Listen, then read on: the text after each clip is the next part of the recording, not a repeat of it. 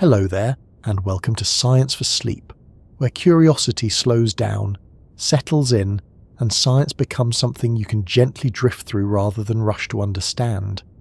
Tonight, we're going to explore something that might sound a little unusual at first, something that doesn't quite fit neatly into everyday experience, but quietly touches on some of the most powerful events in the universe. We're going to talk about loudness. Not just the kind of loud that makes you turn down your headphones or cover your ears when something crashes in the kitchen, but the kind of a loud that stretches far beyond anything a human could ever hear. Because somewhere out there, in the vastness beyond our atmosphere, events are unfolding that release more energy than entire galaxies. Collisions, explosions, ripples through space itself. And naturally, that raises a gentle, slightly curious question.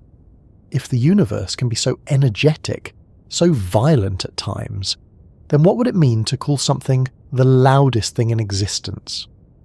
Before we move too far into that idea, let me ask you something simple.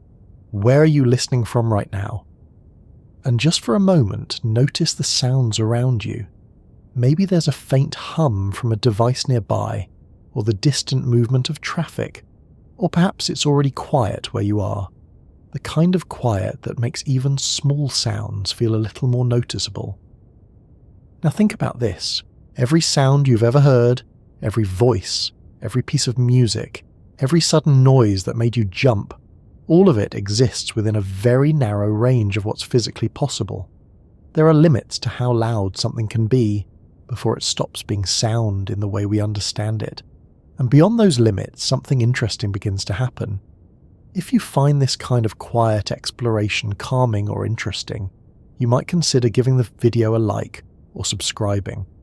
It helps this small, quiet space reach others who might enjoy slowing down with something like this. So, let's ease into it. Because before we can even begin to answer what the loudest thing in the universe might be, we need to understand what loudness actually is. Not just how it feels, but what it means physically. When you hear a sound, what's really happening is surprisingly simple at its core. There's no object flying from the source to your ear. There's no tiny packet of sound moving through the air. Instead, sound is a wave. More specifically, it's a pressure wave. Imagine the air around you. Even if it feels still, as something made up of countless tiny particles. They're constantly moving, colliding, spreading out, coming together again. Most of the time, this movement is random and balanced, which is why we don't notice anything unusual. But when something creates a sound, it disturbs that balance. Take something simple, like tapping your finger on a table. That small action pushes against the air nearby, compressing the particles slightly. That compression then pushes into the next group of particles, and then the next, creating a chain reaction, a ripple of pressure moving outward. These ripples are what we call sound waves. They travel through the air carrying energy, not as a moving object but as a pattern of compression and expansion. Regions where particles are pushed closer together, followed by regions where they spread slightly apart again. When those waves reach your ear, they interact with your eardrum, causing it to vibrate in a way that mirrors the pattern of the wave. Your brain then interprets those vibrations as sound. So in a very real sense, what you hear is not the object itself, but the movement it causes in the air. Now when we talk about loudness, we're really talking about how intense those pressure changes are. A very quiet sound involves only slight variations in air pressure. The particles are nudged gently, just enough to be detected. A louder sound involves stronger compressions and expansions. The particles are pushed more forcefully, and that stronger motion carries more energy. But here's where things start to get a little more interesting. Loudness, as you experience it, is not just about the physical strength of the wave, it's also about how your brain interprets that strength. The human ear doesn't respond linearly to sound intensity. Instead, it works on a kind of compressed scale. This is why we measure sound using something called decibels. The decibel scale is logarithmic, which means that each increase represents a multiplication, not just an addition. A sound that is 10 decibels higher than another is not just slightly louder, it is 10 times more intense in terms of energy. If it's 20 decibels higher, it's 100 times more intense, 30 decibels, 1,000 times. This scaling allows us to describe an enormous range of sound intensities, from the faintest detectable whisper to extremely loud events, without needing impractically large numbers. For example, the quietest sound a human can typically hear is defined as 0 decibels. That doesn't mean there's no sound at all, it simply means it's at the threshold of perception. Normal conversation might sit somewhere around 60 decibels, a busy street, perhaps closer to 80 or 90. Once you reach around 120 to 130 decibels, you're approaching the threshold of pain. At that point, the pressure changes are strong enough to cause discomfort or even damage, and yet, even that is still far below the theoretical limits of sound in a medium like air.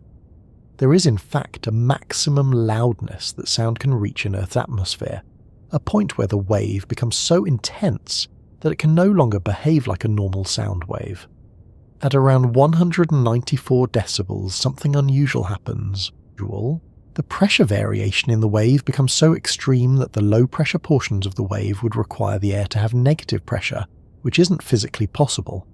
Air can't pull itself apart beyond a certain point, so instead, the wave begins to break down. It transitions into something else, a shock wave. Shock waves are different from ordinary sound waves. They involve abrupt, almost instantaneous changes in pressure, rather than smooth oscillations. They carry enormous amounts of energy and can cause physical damage as they pass through a medium. This is what happens during explosions or sonic booms, and already we're starting to see an important idea forming. At a certain point, what we call loudness stops behaving like sound in the everyday sense. It becomes something more extreme, something that belongs more to the physics of energy and pressure than to hearing. Now, if we take that idea and extend it outward, beyond Earth, beyond our atmosphere, things begin to shift even more. Because sound, as we've defined it, requires a medium. It needs something like air, water, or solid material to travel through. Without particles to compress and expand, there can be no sound wave. Which leads to a familiar but still slightly surprising conclusion. Space, for the most part, is silent. There is no air in the vacuum between planets and stars. No continuous medium for sound waves to move through. So if something were to explode in deep space, there would be no sound in the way we understand it. No boom, no roar, just the release of energy, spreading outward in other forms, light, radiation, particles moving at high speeds, but no sound waves. And yet, despite that silence, we still talk about things in the universe as being incredibly powerful, sometimes even describing them as loud in a metaphorical sense. So how does that work? If there's no sound in space, how can anything be considered the loudest? To answer that, we need to take a small step away from the idea of sound as something you hear, and instead think of it as something more general, a way of describing how energy moves through a medium. Because even though most of space is empty, it isn't completely empty. There are regions like clouds of gas, plasma, and even entire clusters of galaxies where particles are present in sufficient numbers for wave-like behavior to occur, and in those regions something very interesting can happen. A moment ago, we settled into the idea that sound is not an object moving through space, but a pattern, a shifting arrangement of pressure travelling from one place to another. That idea is simple enough on the surface, but the more closely you look at it, the more layers begin to appear. So let's slow things down and take a clearer look at what sound actually is, in strictly physical terms, without rushing past the details. At its core, sound is a mechanical wave. That word mechanical matters. It means that sound depends on the physical movement of matter. Without something to move, something to push and pull, sound simply cannot exist. To picture this, it helps to imagine a long row of tiny spheres lined up side by side, each one representing a particle of air. In reality, air particles are constantly moving in random directions, but for this moment, imagine them arranged neatly, just to see what happens when a disturbance moves through them. Now suppose you gently push the first sphere. It bumps into the next one, which then bumps into the next, and so on. Each sphere moves only slightly, but the effect travels down the line. That travelling disturbance is the key idea behind a wave. In the case of sound, instead of spheres in a line, we have air molecules moving in all directions, and instead of a single push, we have a vibrating source. That source could be anything: a speaker cone moving back and forth, a guitar string vibrating, your vocal cords opening and closing rapidly as air passes through them. Each of these creates regions where air particles are pushed closer together, followed by regions where they spread slightly apart. These alternating regions are called compressions and rarefactions. A compression is where particles are packed a little more tightly than usual. A rarefaction is where they are slightly more spread out. Together, they form a wave that travels outward through the medium. What's important here is that the particles themselves are not travelling across the room. They are oscillating, moving back and forth around their original positions. The wave moves, but the particles mostly stay where they are, passing the disturbance along like a message. This type of wave is known as a longitudinal wave, because the motion of the particles is parallel to the direction the wave is travelling. That's different from something like a water wave, where the motion is often up and down while the wave moves horizontally. Sound doesn't move like that. It pushes and pulls in the same direction it travels. Now, every sound wave can be described using a few key properties. One of the most important is frequency. Frequency tells us how many cycles of compression and rarefaction pass a given point each second. It's measured in hertz, which simply means cycles per second. If a wave has a frequency of 100 hertz, that means 100 compressions and rarefactions are passing by every second. In terms of perception, frequency is what we experience as pitch. Higher frequencies correspond to higher pitched sounds. Lower frequencies correspond to deeper, lower sounds. But physically, frequency is just a rate. It tells us how quickly the wave is oscillating. Another key property is wavelength. Wavelength is the distance between two identical points in the wave, such as from one compression to the next. It depends on both the frequency and the speed of sound in the medium. In air, at room temperature, sound travels at about 343 meters per second. That speed can change depending on temperature, pressure, and the medium itself. For example, sound travels faster in water than in air, and even faster in solids like steel.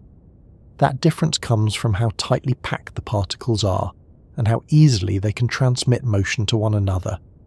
In denser materials, particles are closer together, so the disturbance moves more quickly from one particle to the next. Now, another important property, and one that connects directly to loudness, is amplitude. Amplitude refers to how strong the pressure variations are within the wave. If the compressions are only slightly denser than the surrounding air, and the rarefactions only slightly less dense, the wave has a small amplitude. That corresponds to a quiet sound. If the compressions are much denser and the rarefactions much more spread out, the amplitude is larger. That corresponds to a louder sound. Physically, a larger amplitude means more energy is being carried by the wave. This is where things begin to connect to the idea of extremes. Because as amplitude increases, the wave doesn't just get louder in a simple linear way. The behaviour of the wave itself begins to change. At low amplitudes, sound waves behave in a very predictable, almost gentle way. They follow linear equations, meaning that their properties combine and interact smoothly. You can add two quiet sounds together, and the result is just the sum of their individual waves. But as amplitude increases, those assumptions start to break down. The compressions become so strong that the air behaves differently. The wave begins to distort. The peaks and troughs are no longer smooth and symmetrical. Eventually the wave can become so steep that it forms a sharp front, something much closer to a sudden jump in pressure rather than a gradual oscillation. This is the beginning of a shock wave. Shock waves are still waves, but they operate in a different regime. They involve rapid, almost discontinuous changes in pressure, temperature, and density. They carry far more energy than ordinary sound waves, and they can cause physical damage as they pass through a medium. You've likely encountered a mild version of this in the form of a sonic boom, produced when an object travels faster than the speed of sound. At that point, the object is moving faster than the waves it produces can spread out. The waves pile up, forming a shock front that moves outward in a cone shape. When that cone passes over an observer, it's heard as a sudden, sharp boom. So already, within the physics of sound itself, we see a transition. Sound begins as a smooth, continuous oscillation of pressure. But under extreme conditions, it becomes something sharper, more abrupt, more energetic. And this transition is important because it marks the boundary between what we casually call sound and what physics treats as a more general kind of wave behaviour. Now, there's another subtle point that often goes unnoticed. Sound is not just about movement, it's about energy transfer. When a sound wave travels, it carries energy from its source outward into the surrounding medium. That energy can be absorbed, reflected, or transmitted. When you hear a sound, your ear is absorbing a tiny fraction of that energy. When sound hits a wall, part of the energy is reflected back, creating echoes, while part is absorbed, often turning into a very small amount of heat. At everyday levels, these energy transfers are so small that we don't notice them, but at higher intensities the energy becomes more significant. Very loud sounds can vibrate objects, rattle structures, and even cause damage. And again, if we keep increasing the intensity, we reach a point where the concept of sound starts to blur into something broader. Because sound, at its heart, is just one example of how energy can move through a medium in a wave-like form. There are other types of waves as well. Electromagnetic waves, like light, don't require a medium at all. They can travel through empty space. Gravitational waves involve distortions of space-time itself. And in certain astrophysical environments, such as plasma, waves can behave in ways that don't fit neatly into our everyday categories. So while sound, strictly speaking, is limited to mechanical waves in a medium, the underlying idea of waves carrying energy is much more universal. This becomes especially important when we start thinking about the universe as a whole. Because if we ask what the loudest thing in the universe is, we're really asking a deeper question. We're asking about the most intense transfer of energy in a wave-like form, and that doesn't necessarily have to be something we could hear, even in principle. It might be something that behaves like sound in some ways, but exists in a completely different environment, under conditions far beyond anything we experience on Earth.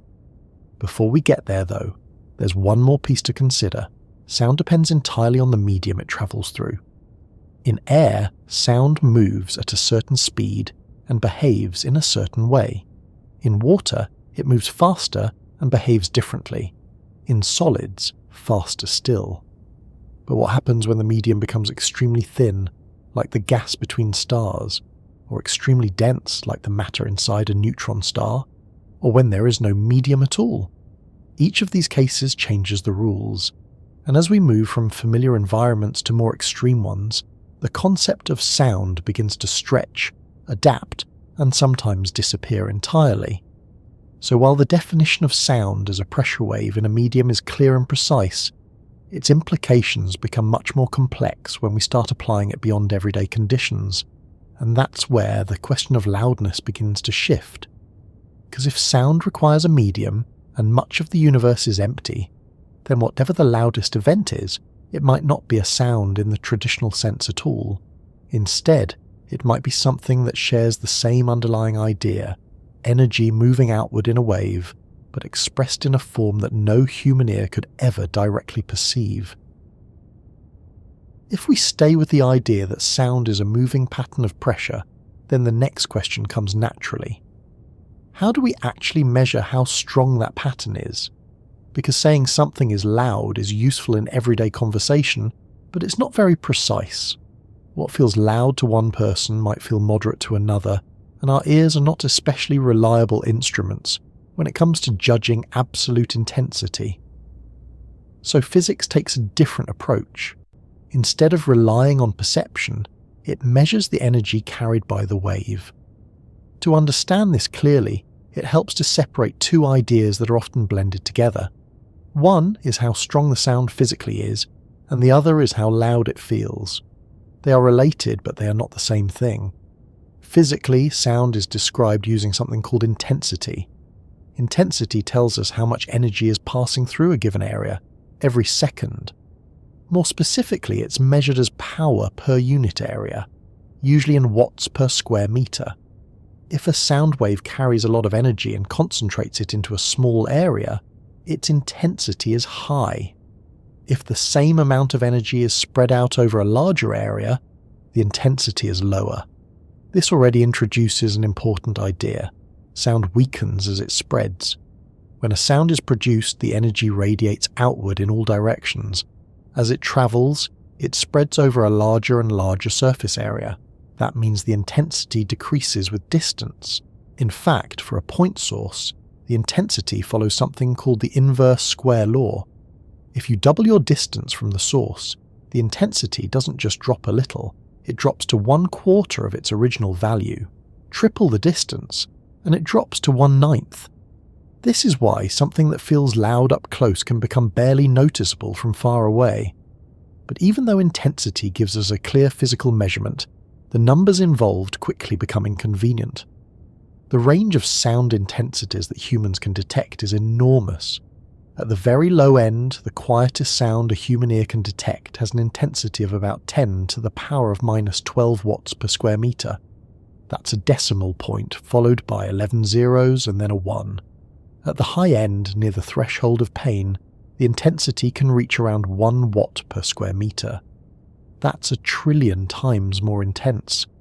Writing and comparing numbers across that range would be awkward and impractical. So instead of using raw intensity values, we use a scale that compresses that range into something more manageable. This is where decibels come in.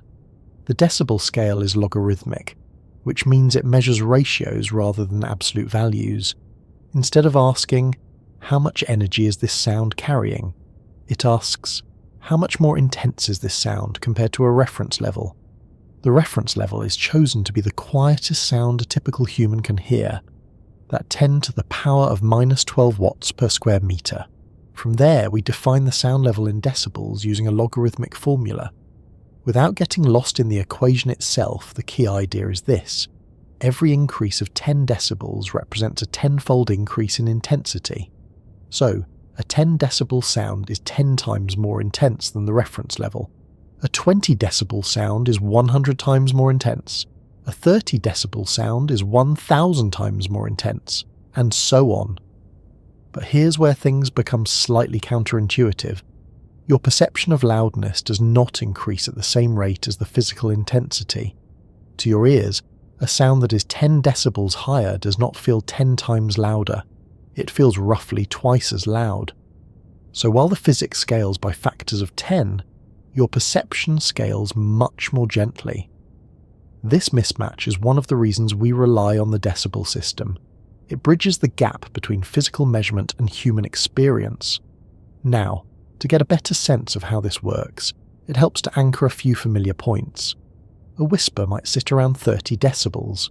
Normal conversation, somewhere near 60 decibels. A busy street or heavy traffic might reach 80 to 90 decibels.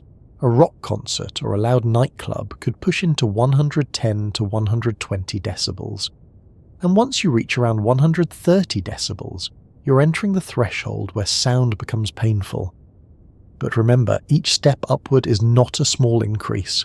The difference between 60 and 120 decibels is not twice as loud. It represents a 1,000,000-fold increase in intensity. That's the power of the logarithmic scale. It compresses an enormous range into numbers that we can actually work with. However, even this system has limits. Because the decibel scale is tied to human hearing, it starts to lose its usefulness when we move beyond conditions where hearing is even possible. Earlier, we mentioned that around 194 decibels, something unusual happens in air. At that level, the pressure variations in the sound wave become so extreme that the negative pressure portion would require the air to drop below zero absolute pressure, which isn't physically possible. So instead, the wave breaks. It stops behaving like a normal sound wave and transitions into a shock wave. This means that in Earth's atmosphere there is effectively a ceiling to how loud a sound can be, at least in the conventional sense. Beyond that point, we're no longer dealing with sound as a smooth oscillation of pressure. We're dealing with abrupt, violent changes in pressure, temperature, and density. And this is where the idea of loudness starts to shift again.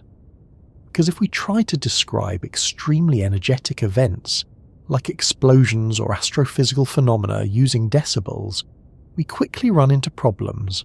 The numbers either become impractically large, or the concept itself stops applying cleanly. For example, if you tried to assign a decibel value to something like a supernova, the result would be so far beyond human scales that the number would lose its meaning. More importantly, much of that energy would not even be carried in the form of sound waves. It would be released as light, radiation, and high-energy particles. So while decibels are useful within a certain range, they're not a universal measure of energy. To compare truly extreme events, physicists often switch to a different perspective. Instead of asking how loud something is, they ask how much total energy it releases. Energy can be measured in joules, and unlike decibels, this scale doesn't depend on human perception. It applies equally well to a whisper, an explosion, or a cosmic event. For instance, a small sound might involve only a tiny fraction of a joule. A loud explosion could release millions or billions of joules. And then, when you move into astrophysical events, the numbers increase dramatically. A single supernova can release around 10 to the power of 44 joules of energy. That's a 1 followed by 44 zeros. At that point, comparing it to everyday sounds becomes almost meaningless. But the underlying idea remains the same. We are still talking about energy being transferred, often in wave-like forms, spreading outward from a source. Now, there's another subtle detail worth noticing. When we describe something as loud, we're usually thinking about intensity at a specific location. But intensity depends on distance.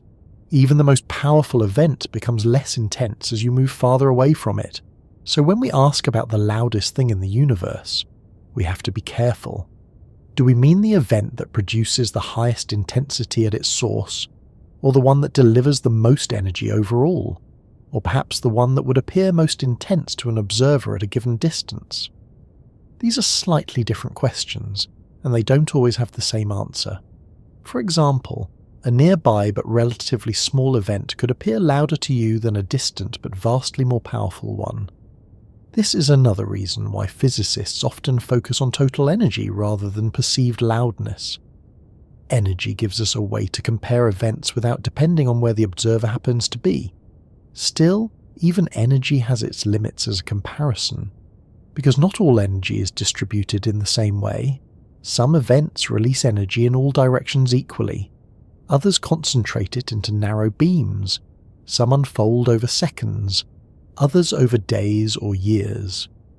So the idea of loudest becomes less about a single number and more about understanding the nature of the event itself. And this brings us to a quiet turning point in the discussion. Up to now, we've been talking about sound as something that can be measured, compared, and understood within familiar environments. Air, pressure waves, decibels, energy. But as we move further outward, into regions where sound cannot travel at all, we're going to need to rethink what we mean by loudness. Because in the vast stretches of space where there is no air to carry sound, the most powerful events still occur. They still release energy. They still create waves of different kinds. They just do it in ways that don't produce sound in the traditional sense. And that raises a slightly unexpected idea. Perhaps the loudest thing in the universe is not something you could ever hear, even if you were close enough. Perhaps it's something that expresses its loudness through entirely different kinds of waves. Something we've quietly relied on up to this point without fully stopping to examine it is the idea that sound moves. Not instantly, not magically, but at a very specific speed, determined by the medium it travels through. That detail might seem small at first, but it turns out to be one of the most important constraints on what sound can do, how far it can go, and ultimately how loud anything can become. So let's slow down and take a closer look at that. When a sound wave moves through a medium, it does so by passing along those compressions and rarefactions we talked about earlier. Each particle nudges the next, and the disturbance travels outward. But how quickly that happens depends on two key properties of the medium. One is how stiff the medium is, meaning how resistant it is to being compressed. The other is its density, meaning how much mass is packed into a given volume. These two factors work together in a slightly counterintuitive way. A stiffer medium allows sound to travel faster because the particles push back more strongly when compressed, passing the disturbance along more efficiently. A denser medium tends to slow things down because the particles have more mass and are harder to move. The balance between these two determines the speed of sound. In air, under typical conditions, that speed is about 343 meters per second. That's roughly the distance of a football field in less than a third of a second. Not slow by everyday standards, but not instantaneous either. You've probably noticed this delay yourself. If you see lightning in the distance, the flash arrives almost immediately, because light travels extremely fast, but the thunder comes later. The sound wave takes time to travel through the air. That delay is a direct consequence of the finite speed of sound. Now, if we change the medium, the speed changes too.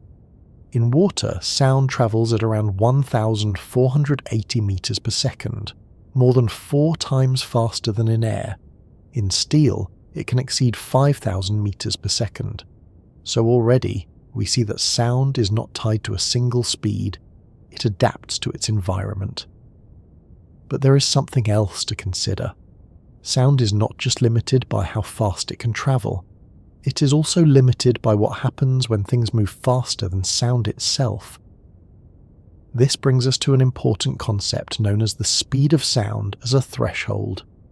If an object moves through a medium at a speed lower than the speed of sound, the waves it produces can spread out ahead of it in all directions.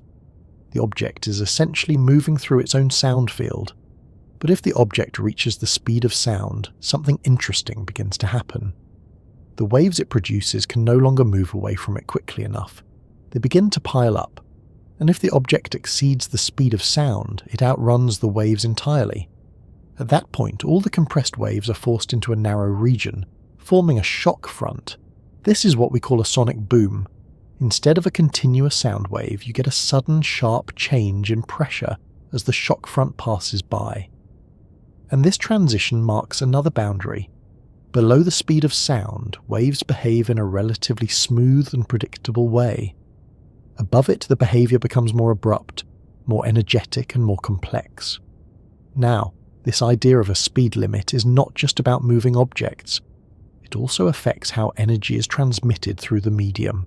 Sound waves themselves cannot exceed the speed of sound in that medium. That's built into their nature. No matter how strong the wave is, no matter how much energy it carries, it cannot propagate faster than that limit. This is very different from light, which travels at a constant speed in a vacuum, regardless of the medium. Sound is always tied to its environment, and this dependence introduces some important consequences. One of them is that sound waves can interact with each other in ways that are influenced by their speed. For example, if you have multiple waves traveling through the same medium, they can overlap, interfere, and combine. At low intensities, this interaction is relatively simple, but as the intensity increases, and especially as wave speeds approach certain limits, the interactions become more complicated. Waves can steepen, distort, and eventually form shock waves, as we mentioned earlier. Another consequence is that sound cannot travel faster than the information it carries. This might sound obvious, but it has deeper implications. If something happens at a distance, the sound of that event will always reach you after a delay determined by the speed of sound. There is no way for sound to jump ahead or arrive early. This delay becomes especially noticeable over large distances. For example, if you are standing 1 kilometer away from a sound source, it would take roughly 3 seconds for the sound to reach you. That delay might not seem large, but it becomes significant when considering extremely large scales. And this leads us towards something more subtle. The speed of sound is not just a number, it's a limit on how quickly pressure disturbances can move through a medium. But what happens when the medium itself becomes unusual? For instance, what if the medium is extremely thin, like the gas between stars, or extremely hot, like plasma near a star, or extremely dense, like the interior of a neutron star? In each of these cases, the properties of the medium change, and so does the speed of sound. In very hot gases, sound can travel faster because the particles are moving more energetically and respond more quickly to pressure changes. In extremely dense materials, the stiffness can become so high that sound speeds increase dramatically. In fact, in some extreme astrophysical environments, the speed of sound can approach a significant fraction of the speed of light. That's far beyond anything we experience on Earth. But even then, it still remains below the speed of light. That's another important boundary. No matter how extreme the conditions, no mechanical wave can exceed the speed of light. So even in the most extreme environments, sound remains fundamentally limited. Now there's another angle to consider. The speed of sound also affects how energy is distributed. When a wave travels, it spreads out over time and space. The faster it moves, the more quickly it carries energy away from the source. But at the same time, that energy becomes more spread out, reducing its intensity at any given point. So speed and intensity are connected in a subtle way. A faster wave can deliver energy more quickly, but it also disperses that energy more rapidly. This balance plays a role in determining how loud something can be at a distance. Now let's bring this back to the idea of limits. We've already seen that there is a maximum loudness for sound in air, beyond which the wave breaks down. We've also seen that sound cannot travel faster than the speed of sound in its medium. These two limits together define a kind of boundary for what sound can be. Below those limits, sound behaves in familiar ways. Above them, it transitions into something else, shock waves, non-linear effects, and eventually forms of energy transfer that are no longer properly described as sound. And this boundary becomes especially important when we start thinking about extreme events, because if an event releases enough energy, it may try to push beyond what sound can handle. When that happens, the energy doesn't simply create a louder sound, it changes the nature of the wave itself. Instead of a smooth oscillation, you get a sharp, almost instantaneous disturbance. Instead of something that can be described by decibels, you get something that must be described in terms of pressure fronts, energy density, and momentum transfer. And at that point, the concept of sound begins to blur, because what we're really observing is not just sound, but a more general phenomenon, the movement of energy through a medium under extreme conditions. Now, if we extend this idea further, beyond Earth, beyond the atmosphere, into regions where the medium itself becomes sparse or disappears entirely, we encounter a new situation. Without a medium, there is no speed of sound. No compressions, no rarefactions, no pressure waves. In those regions, the concept of sound simply doesn't apply, and yet, events still occur. Energy is still released, often in enormous quantities. Waves still exist, but they take different forms. So while the speed of sound defines the behavior of sound within a medium, it also highlights its limitations. It shows us where sound ends and where other forms of wave behavior begin. And as we move forward, this distinction becomes increasingly important, because when we ask about the loudest thing in the universe, we are stepping beyond the familiar territory of air, pressure waves, and human hearing. We are entering a domain where energy can be released on scales so large that the concept of sound, as we know it, may no longer be the right tool to describe it.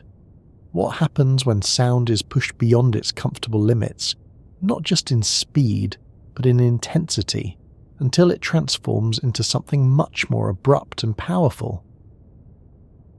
Up to this point, sound has behaved in a fairly predictable way. It moves as a smooth pattern of pressure, rising and falling in a steady rhythm, spreading outward from its source. The equations that describe it assume that those pressure changes are relatively small, gentle enough that the medium responds in a simple, proportional way. But that assumption doesn't always hold. There comes a point where the strength of a sound wave becomes so large that the medium can no longer respond smoothly. The wave begins to distort, and the neat rounded pattern of compressions and rarefactions starts to change shape. That transition is where sound stops behaving like ordinary sound and begins to turn into something else. To see how this happens, it helps to picture a sound wave not just as a series of alternating regions, but as a moving shape. At low intensities, that shape is smooth and sinusoidal, meaning it rises and falls in a gentle, repeating curve. The compressions and rarefactions are evenly spaced, and the wave travels without changing its form. But as the amplitude increases, something subtle begins to occur. The parts of the wave where the air is compressed, where the pressure is higher, actually travel slightly faster than the parts where the pressure is lower. This might seem like a small detail, but it has a cumulative effect. Because if the peaks of the wave move faster than the troughs, then over time the shape of the wave starts to lean forward, the front edge becomes steeper, while the back edge stretches out.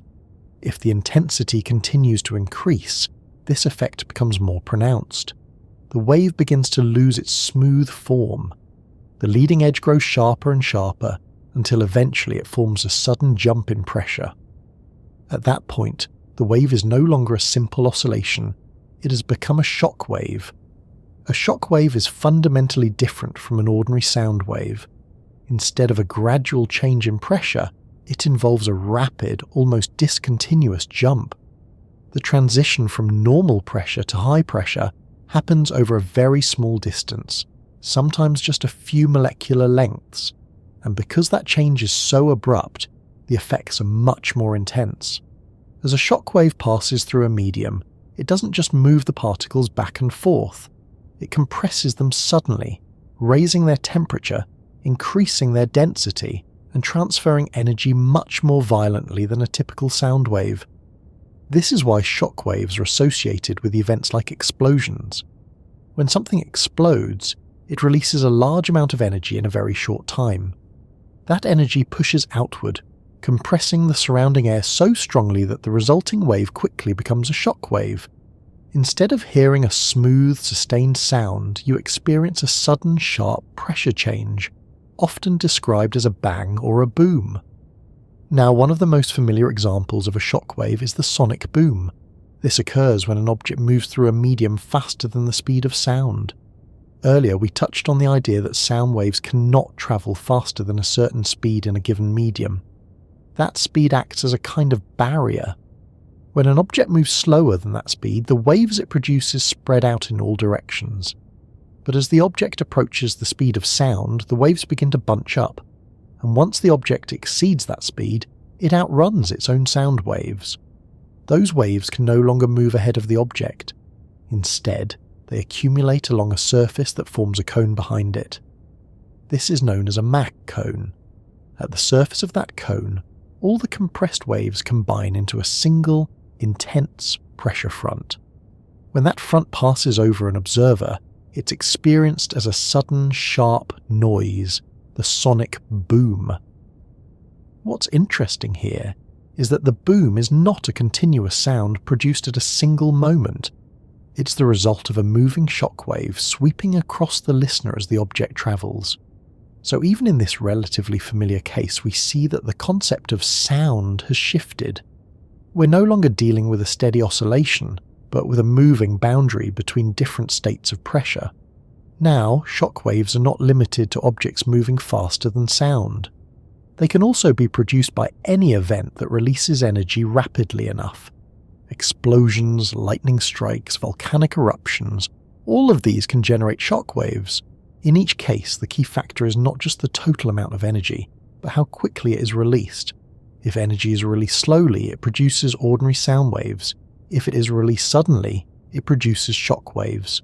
This distinction is important, because when we talk about extremely loud events, especially at large scales, we're often really talking about events that generate shock waves rather than conventional sound. And that brings us to another limit. Earlier, we mentioned that around 194 decibels, sound in air reaches a kind of maximum. Beyond that point, the wave can no longer maintain its structure as a smooth oscillation. It breaks down and transitions into a shock wave. This means that in Earth's atmosphere there is a ceiling to how loud a sound can be, at least in the traditional sense. Anything more intense doesn't just become a louder sound. It becomes a different kind of wave entirely. Now, it's worth pausing for a moment to consider what this means, because it suggests that loudness, as we usually think of it, is not something that can increase indefinitely. There is a point where the concept itself stops applying. Beyond that point, we need a different way of describing what's happening. Instead of talking about sound intensity, we talk about pressure fronts, energy density, and shock propagation. And this shift becomes even more significant when we move beyond Earth. In space, where there is no air, shock waves as we know them cannot travel through empty regions. But in areas where there is a medium, such as gas clouds or plasma, shock waves can still form. For example, when a star explodes in a supernova, it sends out a shock wave through the surrounding material. That shock wave can travel for vast distances, compressing and heating the gas as it moves. In that sense, the concept of a shock wave extends beyond everyday sound. It becomes a more general way of describing how energy moves through matter under extreme conditions. And this leads us to an interesting realization. When we ask about the loudest thing in the universe, we're not really asking about sound in the ordinary sense. We are asking about the most intense disturbances, the most powerful waves, the most extreme transfers of energy through a medium. In many cases, those disturbances take the form of shock waves. Not smooth, gentle oscillations, but sharp, powerful fronts that carry enormous amounts of energy. Now, there's one more detail that helps tie this together. Shockwaves don't just carry energy outward. They also transform the medium as they pass through it. They can compress gas, trigger chemical reactions, and even initiate the formation of new structures. In astrophysics, shockwaves play a role in shaping galaxies, forming stars, and redistributing matter. They're not just byproducts of violent events, they're active participants in the evolution of the universe. So while sound, in its everyday form, is something we experience as a sensation, shockwaves represent a more fundamental process. They're a way for energy to move rapidly through matter, especially when the conditions are too extreme for ordinary waves to handle. The louder and more energetic an event becomes, the less it behaves like sound, and the more it behaves like something else, something sharper, more abrupt, more powerful. Which naturally raises another question. If there is a limit to how loud sound can be in air, then what are the loudest events that have actually occurred on Earth, within those limits, before everything crosses over into shockwaves and beyond? There's a quiet boundary hidden within the physics of sound, one that isn't obvious when you're listening to music or hearing someone speak, or even standing near something loud enough to make you step back. It's not a line you can see or hear directly, but it's there, built into the way air itself behaves, and it defines something quite precise, the maximum possible sound in air. To understand where that limit comes from, it helps to return briefly to the idea of what a sound wave actually does to the medium it travels through. A sound wave is a pattern of pressure changes, alternating between compressions and rarefactions. In the compression phase, the air particles are pushed closer together, increasing the pressure slightly above normal atmospheric levels. In the rarefaction phase, they spread apart, lowering the pressure slightly below that baseline. At everyday sound levels, those changes are extremely small. Even a loud voice or a passing truck only nudges the air pressure by a tiny fraction of what you would measure with a standard instrument.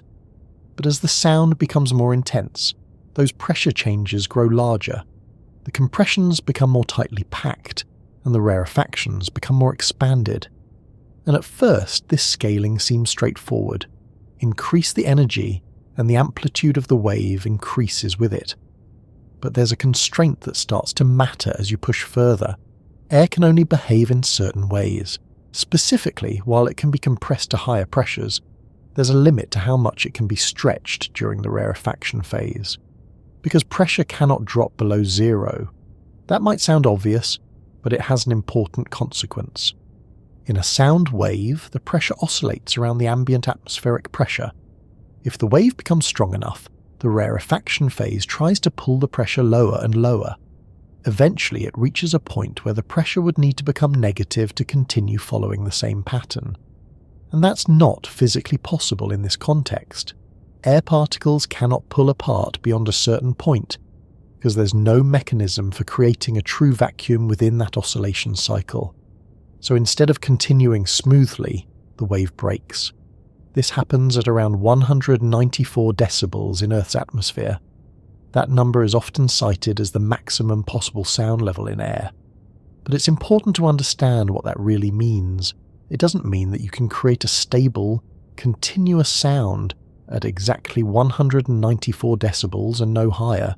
It means that at that level, the structure of the wave reaches a fundamental limit. Beyond it, the wave can no longer maintain its sinusoidal oscillating form. Instead, it transitions into something else, a shock wave. At that point, the rarefaction phase essentially disappears as a smooth counterpart to the compression. The wave becomes highly asymmetric, with a steep, abrupt rise in pressure followed by a more gradual return. The behavior is no longer linear, and the equations that describe ordinary sound no longer apply. Now, it's worth taking a moment to consider just how intense 194 decibels actually is. Because the decibel scale, as we've seen, is logarithmic. A sound at 194 decibels is not just a bit louder than 120 decibels or 130 decibels, it is many orders of magnitude more intense. In fact, the pressure variations involved at that level are comparable to the ambient atmospheric pressure itself. That means the compressions are strong enough to significantly increase the local pressure, while the rarefactions are trying to reduce it towards zero. At that point, the distinction between sound and pressure event becomes almost meaningless. It's no longer something you would experience as a conventional sound. It's something that physically disrupts the medium. If such a wave would pass through your body, it wouldn't just be heard. It would exert force on tissues, potentially causing damage. This is one reason why extremely high-intensity sound is dangerous. At lower levels, sound interacts with the ear and is interpreted as sensation. At higher levels, it interacts with the body as a whole.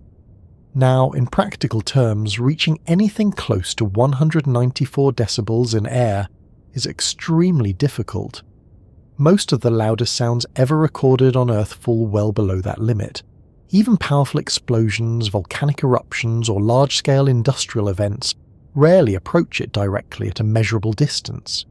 Because as soon as you try to generate that level of intensity, the wave begins to transform into a shock wave, and the energy disperses in different ways. So while the number exists as a theoretical limit, it's not something that appears cleanly in real-world conditions. Instead, what we observe are events that approach the limit and then cross over into shockwave behavior. Now, there's another subtle aspect to this limit. It depends on the properties of the medium. The 194 decibel value applies to air at standard atmospheric conditions. If you change the medium, the limit changes as well. In a denser or more compressible medium, the maximum possible amplitude of a sound wave can differ, but the underlying principle remains the same. There is always a point where the wave can no longer maintain its structure, and that point defines the maximum sound before the physics changes. This leads to an important conclusion. Loudness, as a concept tied to sound waves, is inherently limited. You cannot increase it indefinitely within a given medium. Beyond a certain point, you're no longer making a louder sound. You're creating a different kind of disturbance. And this is where the idea of loudness begins to stretch beyond its usual meaning.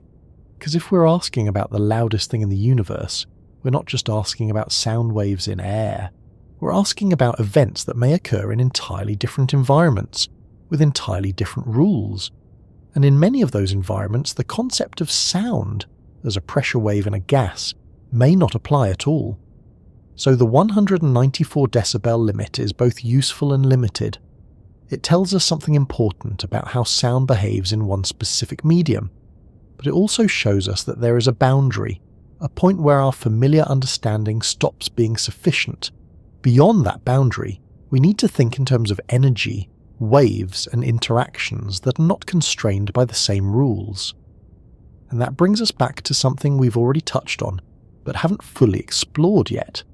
If sound requires a medium, and if much of the universe is a vacuum, then what happens when we step outside the atmosphere entirely? What happens when there is no air at all? Before stepping fully away from Earth and into the wider universe, it helps to pause here for a moment and look at the most extreme examples we actually know firsthand. Because even within the limits we've just explored, even with the ceiling imposed by the physics of air, our planet has produced events that push sound very close to its boundaries, not in a controlled or measured way, but in sudden, overwhelming bursts of energy. And these events give us something useful. They provide a reference point, a way to understand what loud really means before the concept begins to break apart at larger scales. So rather than thinking in abstract numbers for a moment, it's worth looking at a few real situations where sound reached extraordinary levels. One of the most well-known examples comes from something that happened in the late 19th century, the eruption of Krakatoa.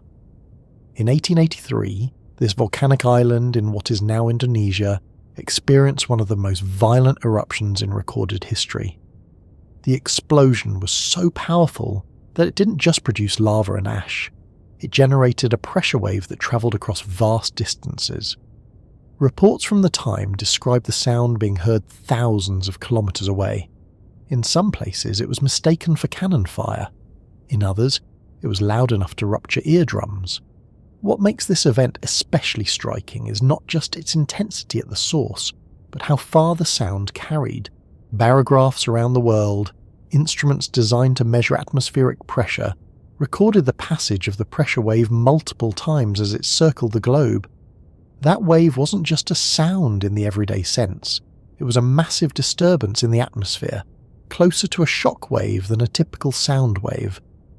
Estimates suggest that near the source, the sound levels may have approached or even exceeded 170 to 180 decibels. That's already close to the practical limits of sound in air. But as with most extreme events, what observers experienced depended heavily on their distance. Close to the eruption, it would not have been something you heard in a conventional way. It would have been something you felt, a sudden, overwhelming pressure change passing through the body. Further away, it became more recognizable as sound, though still far beyond anything encountered in daily life. Now, Krakatoa is one example, but it's not the only one. Another category of extremely loud natural events comes from atmospheric explosions. These are events where an object, often a meteor, enters the Earth's atmosphere at high speed and releases a large amount of energy. One well-documented case is the Chelyabinsk meteor. In 2013, a meteor entered the atmosphere over Russia and exploded in an airburst.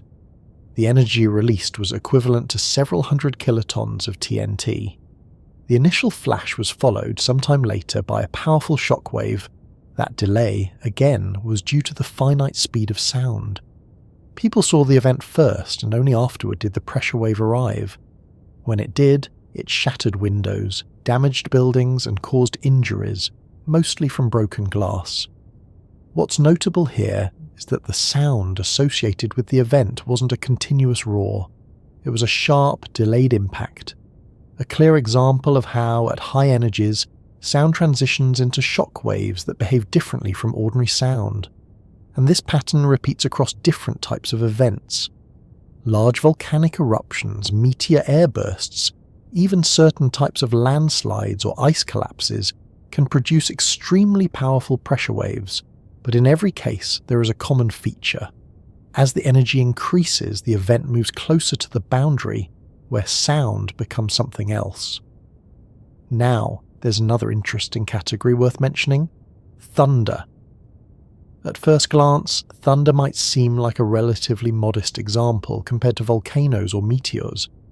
But under certain conditions, lightning can produce very intense sound. When lightning strikes, it rapidly heats the air along its path to temperatures hotter than the surface of the sun. This sudden heating causes the air to expand explosively. That expansion creates a shock wave, which we hear as thunder. Close to the strike, thunder can reach levels of 120 to 140 decibels or more. Again, not quite at the theoretical maximum, but still extremely intense. And like other examples, the sound is not just a simple wave. It begins as a shock wave and then spreads out, gradually smoothing into something more like ordinary sound as it travels. Now, stepping back from these examples, a pattern becomes clear. The loudest natural events on Earth are not steady, sustained sounds. They are sudden releases of energy. They produce shock waves rather than continuous oscillations. And their intensity is often limited not just by how much energy is involved, but by how that energy interacts with the medium. Air can only carry so much before the behaviour changes. Beyond that, the concept of loudness, as we use it in everyday life, starts to lose its meaning. Now, there's another detail worth noticing. Even the most powerful events on Earth, the ones we've just talked about, are still relatively small compared to what happens elsewhere in the universe. They feel enormous to us because of our scale, because we are close to them, because we experience them directly. But in terms of total energy, they are modest. And this is where the comparison becomes useful. Because if Krakatoa, or a meteor airburst, represents the upper end of what we can experience as sound on Earth, then anything beyond that begins to move into a different category. A category where sound, as we know it, is no longer the right way to describe what's happening. If Earth's loudest events already push sound to its limits, what happens when we leave Earth entirely? What happens when we move into an environment where there is no air, no medium, and no possibility for sound waves to exist in the traditional sense? There's a point we've been approaching gradually, almost without noticing it, where the idea of sound begins to stretch beyond its usual meaning. Up until now, everything has fit within a familiar framework. Sound as pressure waves, travelling through air, measured in decibels, limited by the properties of the medium. Even the most extreme examples on Earth still belong to that system, even if they push against its edges. But now something changes, because when we try to describe events that involve vastly larger amounts of energy, the language we've been using starts to become less useful. Not wrong, exactly, but incomplete. So instead of asking how loud something is, we have to shift the question slightly. We have to ask how much energy is being released and how that energy moves. And that shift from sound to energy is where the idea of loudness begins to dissolve. To see why this happens, it helps to go back to a simple comparison. Imagine two events. One is a loud explosion in the atmosphere, something powerful enough to create a shockwave that travels for kilometers. The other is a distant astrophysical event, something like a stellar explosion occurring far out in space. From a human perspective, the explosion in the atmosphere is clearly louder. You could hear it. You could feel it. It interacts directly with the air around you and with your body. The distant event, by contrast, would be completely silent. No matter how powerful it is, if there's no medium to carry sound, nothing reaches your ears. So in one sense, the nearby explosion is louder. But in another sense, that comparison doesn't capture the full picture. Because if you look at the total energy involved, the distant event might release vastly more. And this is where the distinction becomes important. Sound is one way that energy can be transferred, but it is not the only way. In fact, in many extreme situations, it is not even the dominant way. When energy is released in an environment with a medium, like air or water, some of that energy can go into creating pressure waves. Those pressure waves are what we perceive as sound. But even in those cases, only a fraction of the total energy is carried by sound. The rest might go into heat, light, or mechanical motion. And as the total energy increases, the fraction that remains in the form of sound often becomes smaller. This is especially true when we move into environments where the medium is thin or absent. In space, for example, there is no continuous medium for sound waves to travel through. So when a massive event occurs, the energy cannot form sound waves in the usual sense. Instead, it is released in other forms: electromagnetic radiation, such as visible light, X-rays, and gamma rays, high-energy particles moving at speeds close to the speed of light, and sometimes waves in space-time itself, known as gravitational waves. Each of these carries energy, often in enormous amounts, but none of them are sound. And yet, when we describe these events, we still sometimes use language that hints at sound. We talk about explosions, bursts, even roars of activity, not because they produce sound in space, but because those words help us relate to the scale of the energy involved. So what happens if we try to push the idea of sound into these environments? Could we, in principle, have something like a sound wave in space? The answer is both yes and no, depending on what you mean. In the vast emptiness between stars, there simply aren't enough particles to support a pressure wave. Any disturbance would not propagate in the way sound does in air. But in regions where matter is present, such as gas clouds or plasma, wave-like behavior can still occur. In those environments, disturbances can travel as pressure waves through the medium, somewhat analogous to sound. However, the properties of those waves can be very different from what we experience on Earth. The density of the medium might be extremely low, meaning the waves carry very little pressure variation over large distances, or the temperature might be extremely high, affecting how quickly and how strongly the particles respond. So, while the underlying idea of a wave remains, the experience of it would be completely different, and importantly, these waves are not something a human ear could detect directly. Even if you were somehow present in such an environment, your ears would not function in the same way, and the signals would not be interpreted as sound. So at this stage, the concept of loudness becomes increasingly abstract. Because loudness, as we experience it, depends on our biology. It depends on how our ears and brain respond to pressure variations, but energy does not depend on perception. Energy exists whether or not there is anything to detect it. So when we move beyond Earth, and especially beyond environments where sound can exist, we have to let go of the idea of loudness as a sensory experience. Instead, we focus on measurable quantities: energy, intensity, power, and the ways in which those quantities are distributed. Now, there's another important aspect to consider. When energy is released in a localized region, it spreads outward, and as it spreads, it becomes less concentrated. This is true for sound waves, for light, for any kind of radiation. The intensity decreases with distance, so even an extremely energetic event can appear weak if you're far enough away from it. This introduces a kind of relativity to the idea of loudness, not in the strict sense used in physics, but in the sense that what you observe depends on where you are. A nearby, modest event might seem intense. A distant, enormous event might seem faint. So if we ask about the loudest thing in the universe, we need to clarify what we mean. Are we asking about the event that produces the greatest intensity at its source? Or the one that delivers the most energy overall? Or the one that would appear most intense to an observer at a given distance? Each of these definitions points in a slightly different direction, and none of them map cleanly onto the everyday idea of loudness. Now, there's one more layer to this. As the energy involved in any event increases, the processes that govern it often change. At low energies, interactions are relatively simple. At high energies, new phenomena emerge. For example, in very energetic astrophysical events, matter can be heated to such extreme temperatures that it forms plasma. In plasma, particles are ionized, meaning electrons are separated from nuclei. This creates a medium that behaves differently from ordinary gas. Waves can still propagate through plasma, but they are influenced by electromagnetic forces as well as pressure. So even the idea of a sound-like wave becomes more complex. It's no longer just about compressions and rarefactions. It involves interactions between charged particles, magnetic fields, and energy flows.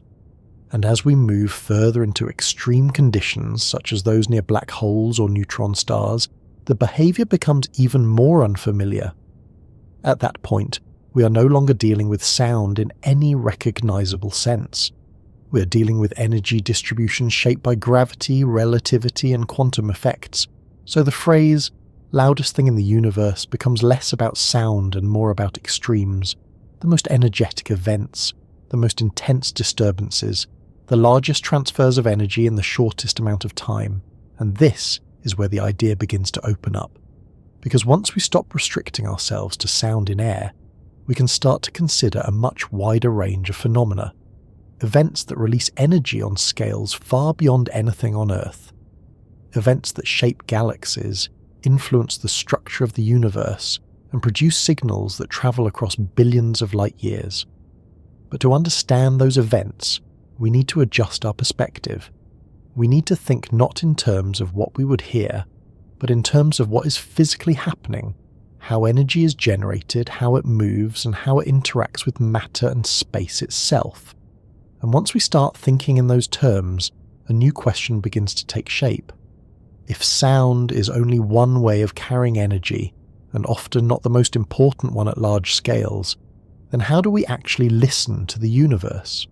How do we detect and interpret events that produce no sound at all, at least not in the way we understand it? There's a phrase that comes up often, sometimes in films, sometimes in casual conversation, and it sounds simple enough to accept without much thought. Space is silent.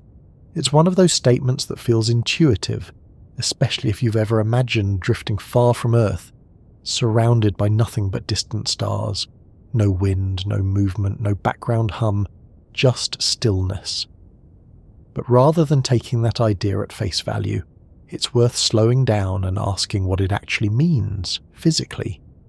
Because silence in this case is not just the absence of noise, it's the absence of a very specific kind of process. Earlier, we described sound as a mechanical wave, a pattern of pressure changes that travels through a medium by pushing and pulling on particles. That definition gives us everything we need to understand why space behaves the way it does. Sound requires particles, not just a few scattered ones, but enough to interact continuously, passing along those compressions and rarefactions from one to the next. In air, that process works smoothly because the particles are relatively close together. Each one can influence its neighbours, allowing the wave to move forward in a consistent way. In water, where particles are even closer, the process is even more efficient. But in space, the situation is very different. The regions between stars and planets are not completely empty, but they are extremely close to it. The density of particles is so low that, on average, there might be only a few atoms in a cubic centimetre. To put that into perspective, the air around you contains something like 10 to the 25th power molecules per cubic metre. In interstellar space, that number drops to something closer to 10 to the 6th power particles per cubic metre, sometimes even less. That's not just a small difference, it's a difference of many orders of magnitude. And that difference matters, because for a sound wave to propagate, each particle needs to interact with the next in a continuous chain. If the particles are too far apart, that chain breaks. A disturbance might affect one particle, but there's no reliable pathway for that disturbance to move forward as a wave. So instead of forming a coherent pattern of compressions and rarefactions, the energy disperses in other ways. It might travel as electromagnetic radiation, like light. It might be carried by individual particles moving independently, but it does not form a sound wave. This is the key reason space is silent. Not because nothing happens there, but because the conditions required for sound simply aren't met. Now, there's an interesting detail here. If you were somehow able to place a source of vibration in the vacuum of space, something that would produce sound in air, what would actually happen? The source would still vibrate. It would still generate energy, but instead of pushing on surrounding particles and creating a wave, that energy would mostly remain in the object itself, or be radiated away as electromagnetic waves. there would be no medium to carry the mechanical disturbance outward. So even if something were making noise in a technical sense, there would be no sound travelling away from it. And if you were nearby, without a medium connecting you to the source, you wouldn't hear anything. Your ears rely on air, or some other medium, to transmit pressure changes to your eardrum. Without that medium, there is no signal to detect. So in that environment, silence is not just quietness. It is the complete absence of sound as a physical phenomenon. Now, it's worth noting that this silence is not uniform everywhere. Space is not a perfect vacuum in all regions. There are places where matter is more concentrated. Gas clouds, plasma near stars, the material in galaxy clusters. In those regions, particles are present in greater numbers, and under the right conditions, wave-like disturbances can occur. These disturbances can behave in ways that are somewhat similar to sound waves. They involve compressions and expansions of the medium, and they can carry energy outward. However, even in those cases, the experience would be very different from what we call sound. The densities are often still extremely low compared to Earth's atmosphere. The frequencies involved might be far outside the range of human hearing, and the mechanisms can be influenced by additional factors, like magnetic fields and charged particles. So while it's technically possible for something like a sound wave to exist in certain parts of space, it's not something that would translate into a familiar auditory experience. Now there's another subtle point that's easy to overlook. When we say space is silent, we're talking about sound as a mechanical wave, but the universe is far from quiet in other senses. It is filled with activity. Stars emit light across a wide range of wavelengths. Galaxies interact and collide. Particles move at high energies, and these processes generate signals that can be detected, just not with our ears. Instead, we use instruments designed to pick up different kinds of waves. Radio telescopes detect radio waves. X-ray observatories detect high-energy radiation. And more recently, detectors like LIGO have measured gravitational waves, ripples in space-time itself. Each of these is a way of listening to the universe, but through different channels. So while space is silent in the sense of sound, it is not silent in terms of information. It is constantly sending out signals. We just need the right tools to interpret them. Now, this leads to an interesting shift in perspective. Because if the universe does not produce sound in the way we experience it, then the idea of the loudest thing becomes less about sound and more about energy. We're no longer asking what produces the strongest pressure waves in air.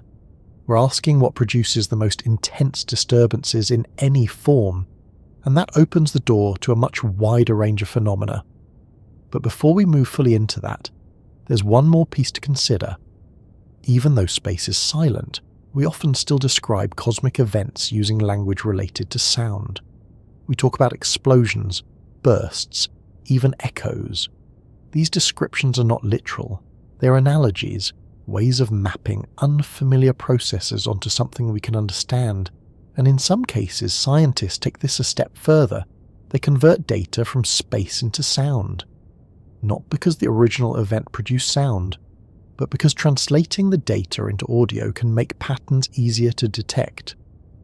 This process is known as sonification. It's a way of giving us an intuitive sense of something that would otherwise be invisible or abstract. So in a way, even though space itself is silent, we can still hear it. Through translation, we can take signals that are not sound and convert them into something our ears can interpret. And this idea becomes especially important when we start looking at some of the most energetic events in the universe, because many of those events do produce wave-like disturbances, just not in air. They produce waves in plasma, in radiation, or even in space-time. And by studying those waves, we can begin to understand their intensity. We can begin to compare them, and eventually we can begin to answer the question we started with, not in terms of what we would hear, but in terms of what is physically happening. If sound, as we know it, cannot travel through most of space, then how do we make sense of the signals that do travel through it? How do we translate them into something meaningful?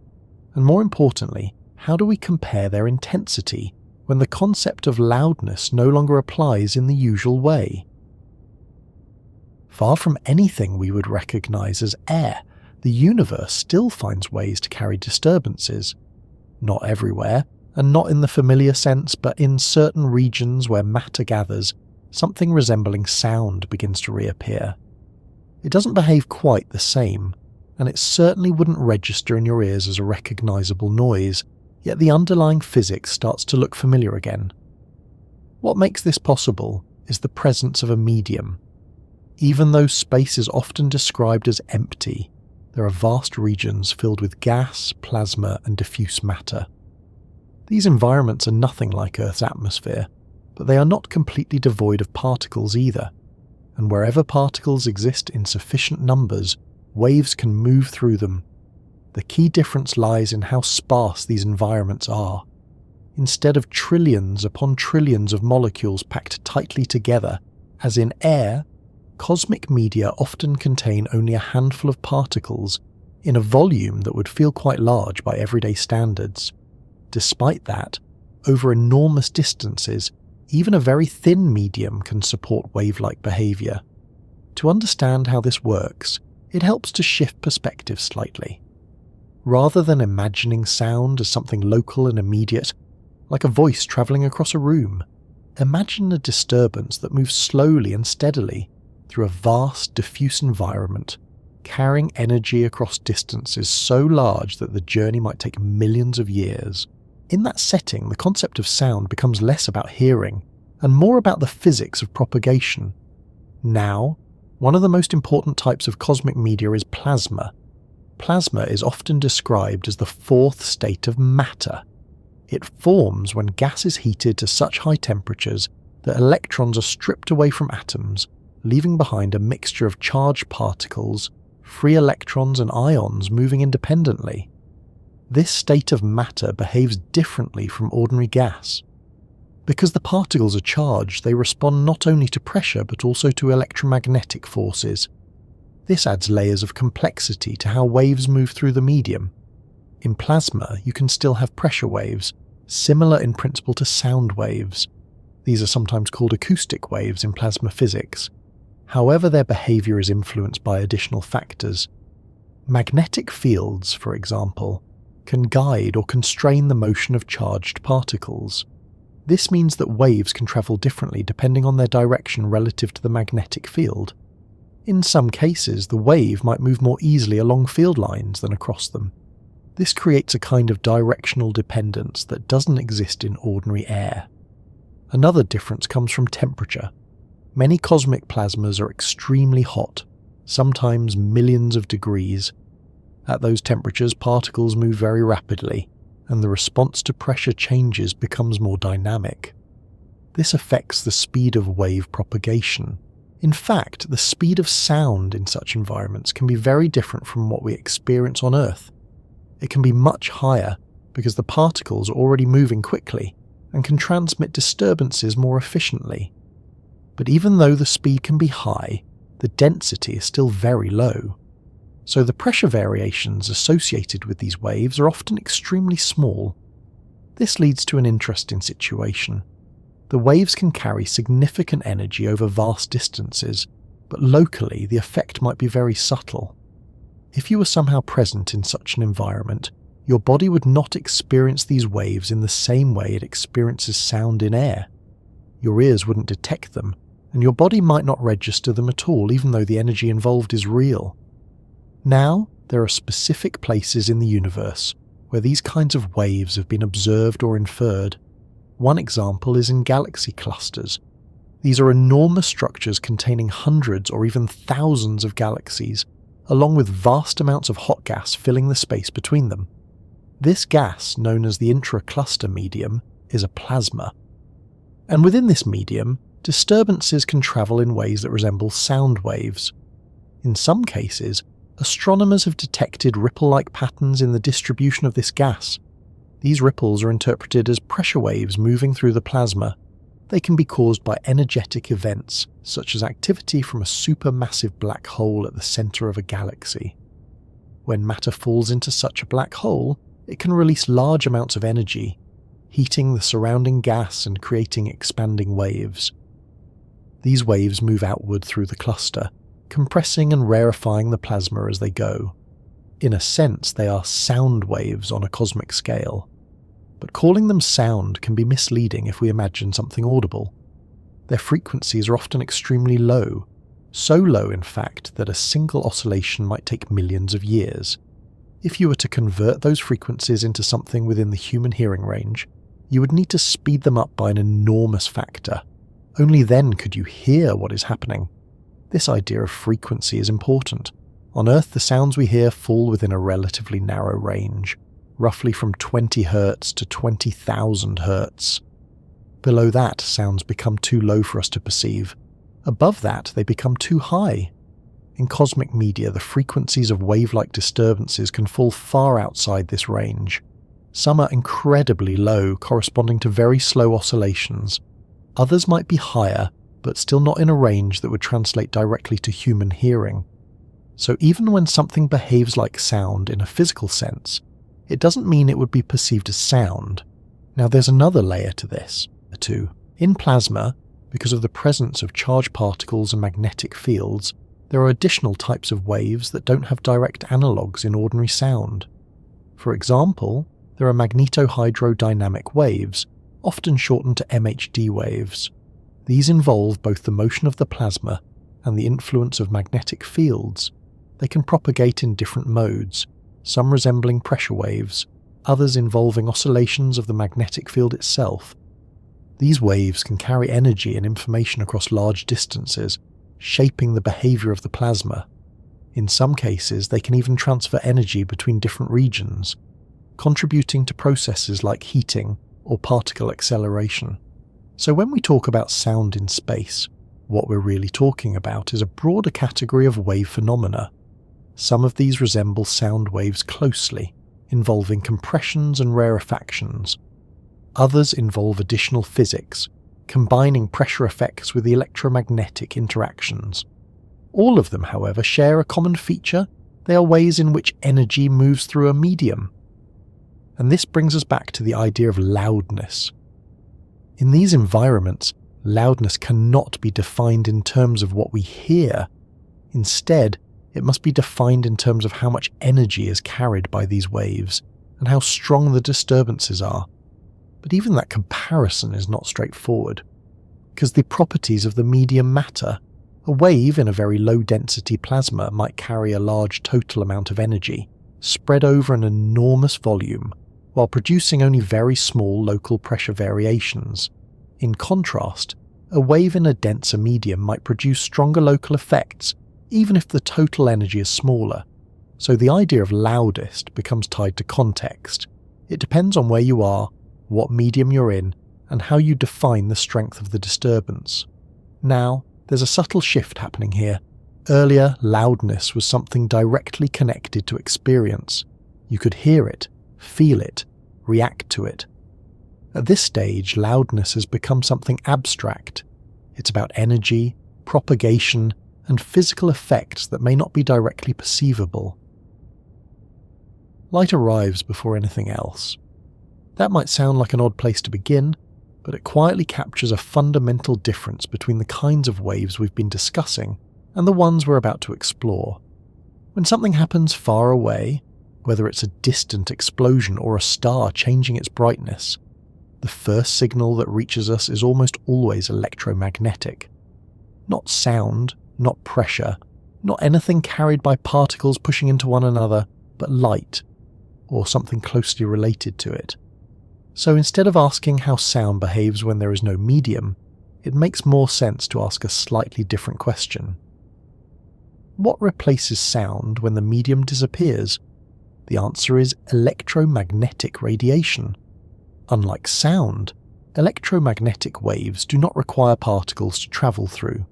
They are oscillations of electric and magnetic fields, and they can move through empty space without needing anything to carry them. That single difference changes everything, because it means that even in the near-perfect vacuum between stars and galaxies, energy can still travel in a wave-like form, crossing vast distances without fading in the same way sound does. To understand this clearly, it helps to step away from the idea of pressure waves entirely. Sound depends on matter. It's a mechanical process, a chain reaction of particles pushing and pulling on each other. Electromagnetic waves are different. They are self-sustaining oscillations of fields.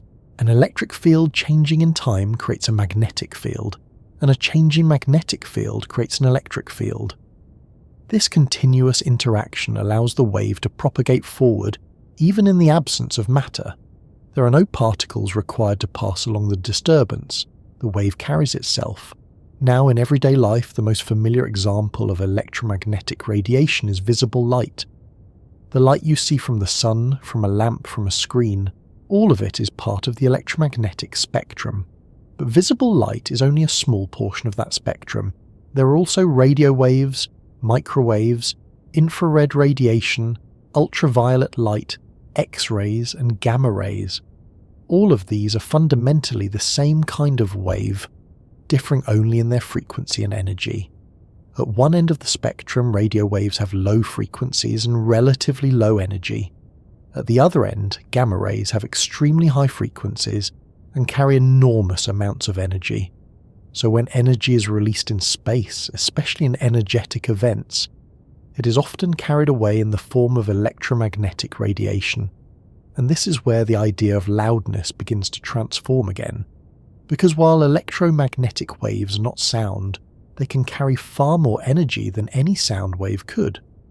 A powerful astrophysical event might release energy primarily in the form of light and radiation, not pressure waves, and that energy can travel across billions of light years, reaching us long after the event occurred.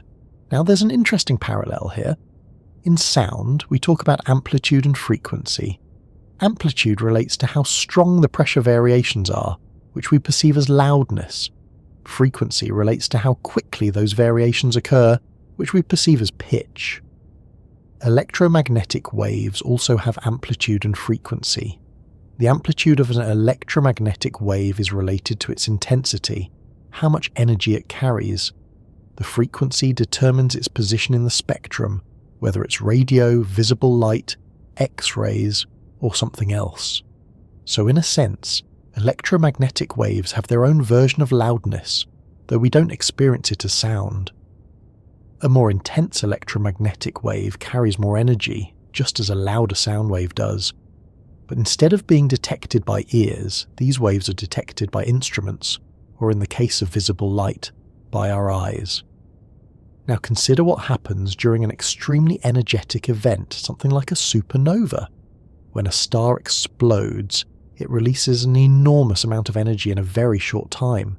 Some of that energy might go into shock waves moving through the surrounding material, but a large portion of it is released as electromagnetic radiation. The brightness of the event can outshine entire galaxies for a brief period.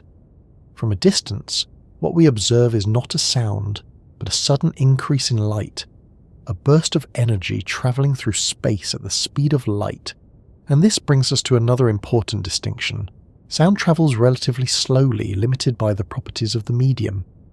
Electromagnetic waves travel at a constant speed in a vacuum, the speed of light, approximately 299,792 kilometers per second. That speed is the same for all observers, regardless of their motion. It is a fundamental property of the universe. So while sound might take seconds to travel across a kilometer, light can travel that distance in a tiny fraction of a second. Over astronomical distances, this difference becomes enormous. Signals carried by sound would never reach us from distant cosmic events, but electromagnetic radiation can. That's how we know anything about the universe beyond our immediate surroundings. Every image of a distant galaxy, every measurement of a star's spectrum, every detection of a burst of radiation, all of it comes from electromagnetic waves reaching our instruments. So in a very real sense, electromagnetic radiation is the universe's primary way of communicating, not through sound, but through light and related waves. Now, there's another aspect to consider. Electromagnetic waves do not spread out in exactly the same way as sound waves. They still follow an inverse square law, meaning their intensity decreases with distance, but they are not limited by a medium. They don't dissipate energy through friction with particles in the same way sound does, so they can travel much farther without losing their structure. This allows signals from extremely distant events to remain detectable, even after travelling for millions or billions of years. Now, if we try to connect this back to the idea of loudness, we need to be careful, because loudness, in the auditory sense, does not apply directly to electromagnetic waves, but the underlying concept, the strength of a wave, still exists. Instead of measuring decibels, we measure intensity, power, or energy flux. We might ask how much energy is arriving per unit area. We might compare the brightness of different sources, and in doing so, we're essentially comparing how strong those waves are. Now, there's an interesting twist, because while electromagnetic waves are not sound, we can convert them into sound. This is something scientists sometimes do when analysing data.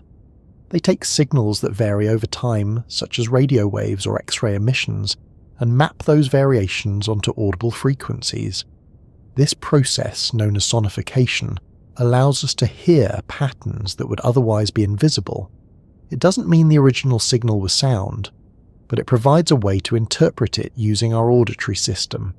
And this becomes especially useful when dealing with complex data, where changes over time can be easier to recognize as sound than as visual patterns. So in a sense, even though space is silent, we can still create a kind of artificial sound that represents what is happening. Now, stepping back, the picture becomes clearer. Sound, as a mechanical wave, is limited to environments with a medium. Electromagnetic waves, by contrast, can travel anywhere, even through the emptiness of space. They carry energy across vast distances and provide the primary way we observe the universe. So when we ask about the loudest thing in the universe, we are really asking about the most intense release of energy, regardless of how that energy is carried. And in many cases, the answer will involve electromagnetic radiation rather than sound. Numbers do not make a sound. They sit quietly on a screen or in a data set, or buried inside streams of measurements collected by instruments far from where you are right now. They describe changes, patterns, variations over time, but on their own, they don't carry any sensation. They don't arrive as pressure waves, and they don't move your eardrum. And yet there is a way to turn them into something you can hear, not because space itself suddenly becomes noisy, but because we choose to translate what is happening into a form our senses understand. This is where the idea of sonification comes in. It's a process that takes data, often something abstract like intensity over time or frequency shifts, and maps it onto sound. Instead of looking at a graph, you listen to it. Instead of seeing changes as lines and points, you experience them as tones, rhythms, and patterns. At first, that might seem like a creative choice rather than a scientific one, but it turns out to be more useful than it appears. Because human hearing is very good at picking up subtle variations, we can detect patterns, repetitions, irregularities, sometimes more easily through sound than through sight. So by converting data into audio, scientists can sometimes notice features that might otherwise go unnoticed. But before going further into how that works, it helps to be clear about something. When we hear space through sonification, we are not hearing actual sound from space. We are hearing a representation, a translation. The original signals might be electromagnetic waves, or changes in intensity, or even fluctuations in gravitational measurements. They are converted into frequencies within the range of human hearing. So what you hear is not the event itself, but a version of it, adapted to your senses. Now, to see how this works, consider a simple example. Imagine a telescope detecting radio waves from a distant object. Those radio waves vary in intensity over time. They might increase, decrease, fluctuate in complex ways.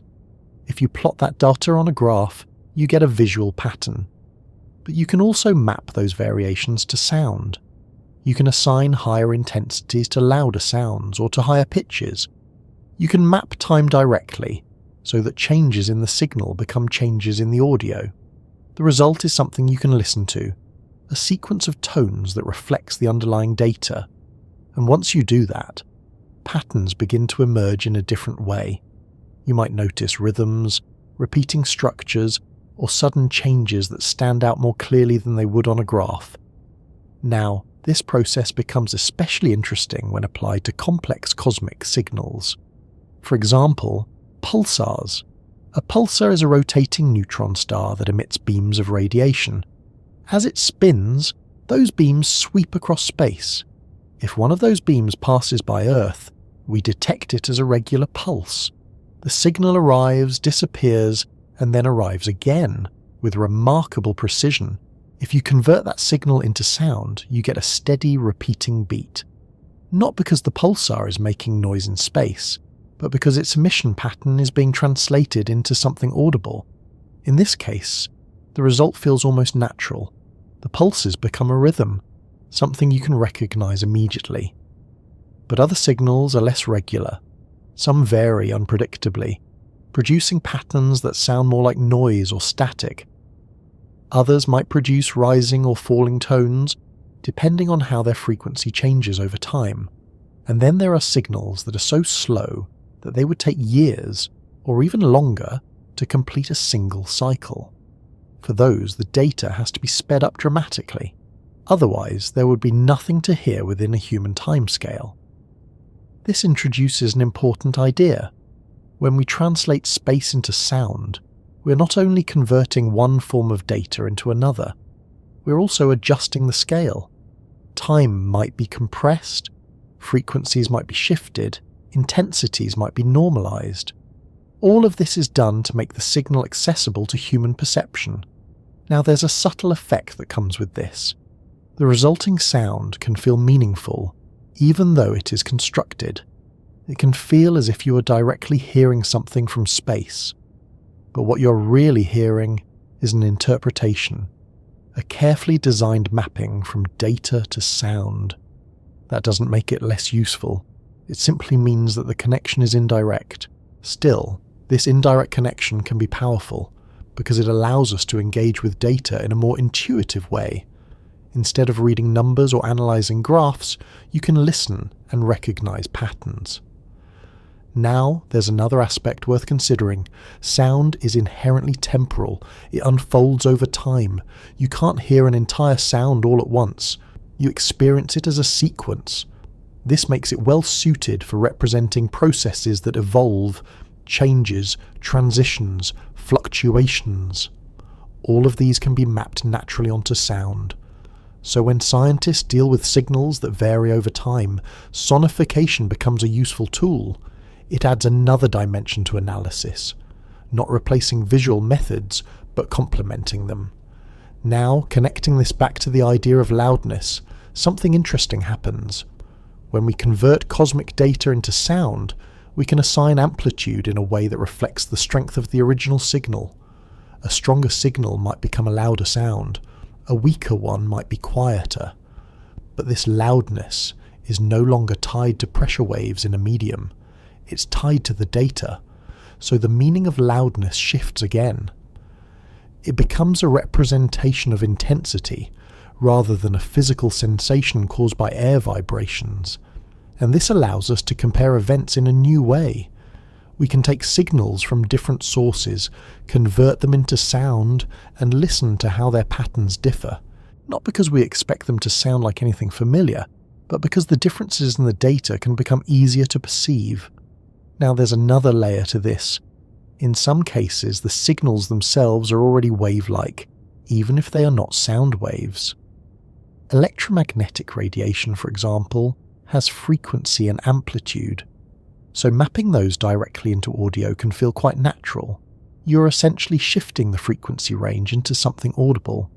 But in other cases, the signals are more abstract. They might represent changes in position, energy levels, or other quantities. In those cases, the mapping becomes more interpretive. choices have to be made about how to represent the data, and those choices can influence how the result is perceived. So while sonification is a powerful tool, it's also something that needs to be understood carefully. It's not a direct recording, it's a translation. Now, stepping back, the reason this matters is that it gives us a way to connect with events that are otherwise inaccessible. Events that produce no sound in space can still be experienced, in a sense, through this translation. We can hear the rhythm of a pulsar, the fluctuations of a signal, the patterns hidden in data, and while that doesn't change the underlying physics, it changes how we interact with it. It brings something distant and abstract a little closer. Now, as we move forward, this idea becomes increasingly useful, because some of the most extreme events in the universe do not produce sound in any traditional sense. They produce signals, waves, disturbances, but not pressure waves in air, and yet, through careful measurement and translation, we can still study them, compare them, and even represent them in ways that resemble sound. Which raises an interesting point. If we can translate these signals into something audible, then perhaps the idea of the loudest event can also be understood in terms of how strong those signals are, how much energy they carry, and how they affect their surroundings. Not in terms of what you would hear, but in terms of what is physically happening. Nothing about a black hole suggests sound at first glance. It doesn't have a surface you can stand on, it doesn't have an atmosphere in the way a planet does, and it certainly doesn't have anything resembling air. So the idea that something associated with a black hole could produce anything like a sound wave feels, at first, slightly out of place. And yet, under the right conditions, something very close to that does happen. Not in the empty space immediately around the black hole, but in the environment surrounding it, where matter gathers, heats up, and begins to behave in ways that are very different from anything we experience on Earth. To understand this, it helps to take a step back from the black hole itself and look at its surroundings. Most large galaxies, including our own, contain a supermassive black hole at their center. These objects can have masses millions or even billions of times that of the Sun. On their own, black holes don't emit light or sound. They are defined by the fact that nothing, not even light, can escape once it crosses a certain boundary known as the event horizon. But the region around a black hole can be extremely active. Gas, dust, and other matter are drawn inward by gravity. As this material falls toward the black hole, it doesn't simply drop straight in. Instead, it forms a rotating structure called an accretion disk. Within this disk, matter heats up to enormous temperatures, often millions of degrees. At those temperatures, the material becomes plasma, and as we've already seen, plasma can support wave-like disturbances. Now, in some cases, the activity near a black hole goes beyond just heating and rotation. Jets of high-energy particles can be launched outward from the region near the black hole, extending far beyond the galaxy itself. These jets interact with the surrounding medium, which, in large galaxy clusters, is filled with hot plasma. This medium, known as the intra-cluster medium, can span hundreds of thousands of light years. Even though it is extremely diffuse, it still behaves as a continuous medium over those vast distances, and within that medium something interesting can occur. When the black hole releases energy, either through jets or other forms of activity, it can disturb the surrounding plasma. Those disturbances can propagate outward as pressure waves, not sound in the everyday sense, but something closely related. These waves compress and rarefy the plasma, carrying energy outward through the cluster. Because the medium is so large and the processes unfold over enormous timescales, the waves have very low frequencies, so low that a single oscillation might take millions of years. If you were to convert those frequencies into something within the range of human hearing, you would need to increase them by a huge factor. Only then would they become audible. Now, one of the most well-known examples of this phenomenon comes from observations of the Perseus galaxy cluster. At the center of this cluster lies a supermassive black hole. Astronomers studying the hot gas in the cluster noticed ripple-like patterns in the X-ray data. These ripples were interpreted as pressure waves moving through the plasma. In a sense, the black hole was driving waves into the surrounding medium. When scientists analysed these waves and converted their frequency into an audible range, they found something striking. The frequency corresponded to an extremely low note, far below anything the human ear can naturally detect. Not just low, but extraordinarily low. If we think in terms of musical notes, it would be many octaves below the lowest note on a piano. So low that, without conversion, it would not be perceived as sound at all. Now, it's important to be clear about what this means. The black hole is not literally producing sound that could be heard. There is no air, no ears, no direct auditory experience. What exists is a pattern of pressure variations in a plasma medium. Those variations can be measured, analysed, and, if desired, translated into sound. So when people refer to the sound of a black hole, they are talking about this translated version, a way of representing the data in a form we can perceive. Still, the underlying physics is real. Energy is being injected into the surrounding medium. That energy is moving outward as waves, and those waves carry information about the processes near the black hole. Now, there's another detail that makes this particularly interesting. The scale of these waves is enormous. On Earth, sound waves travel over distances of meters, kilometers at most. In a galaxy cluster, these pressure waves can travel across tens or even hundreds of thousands of light years.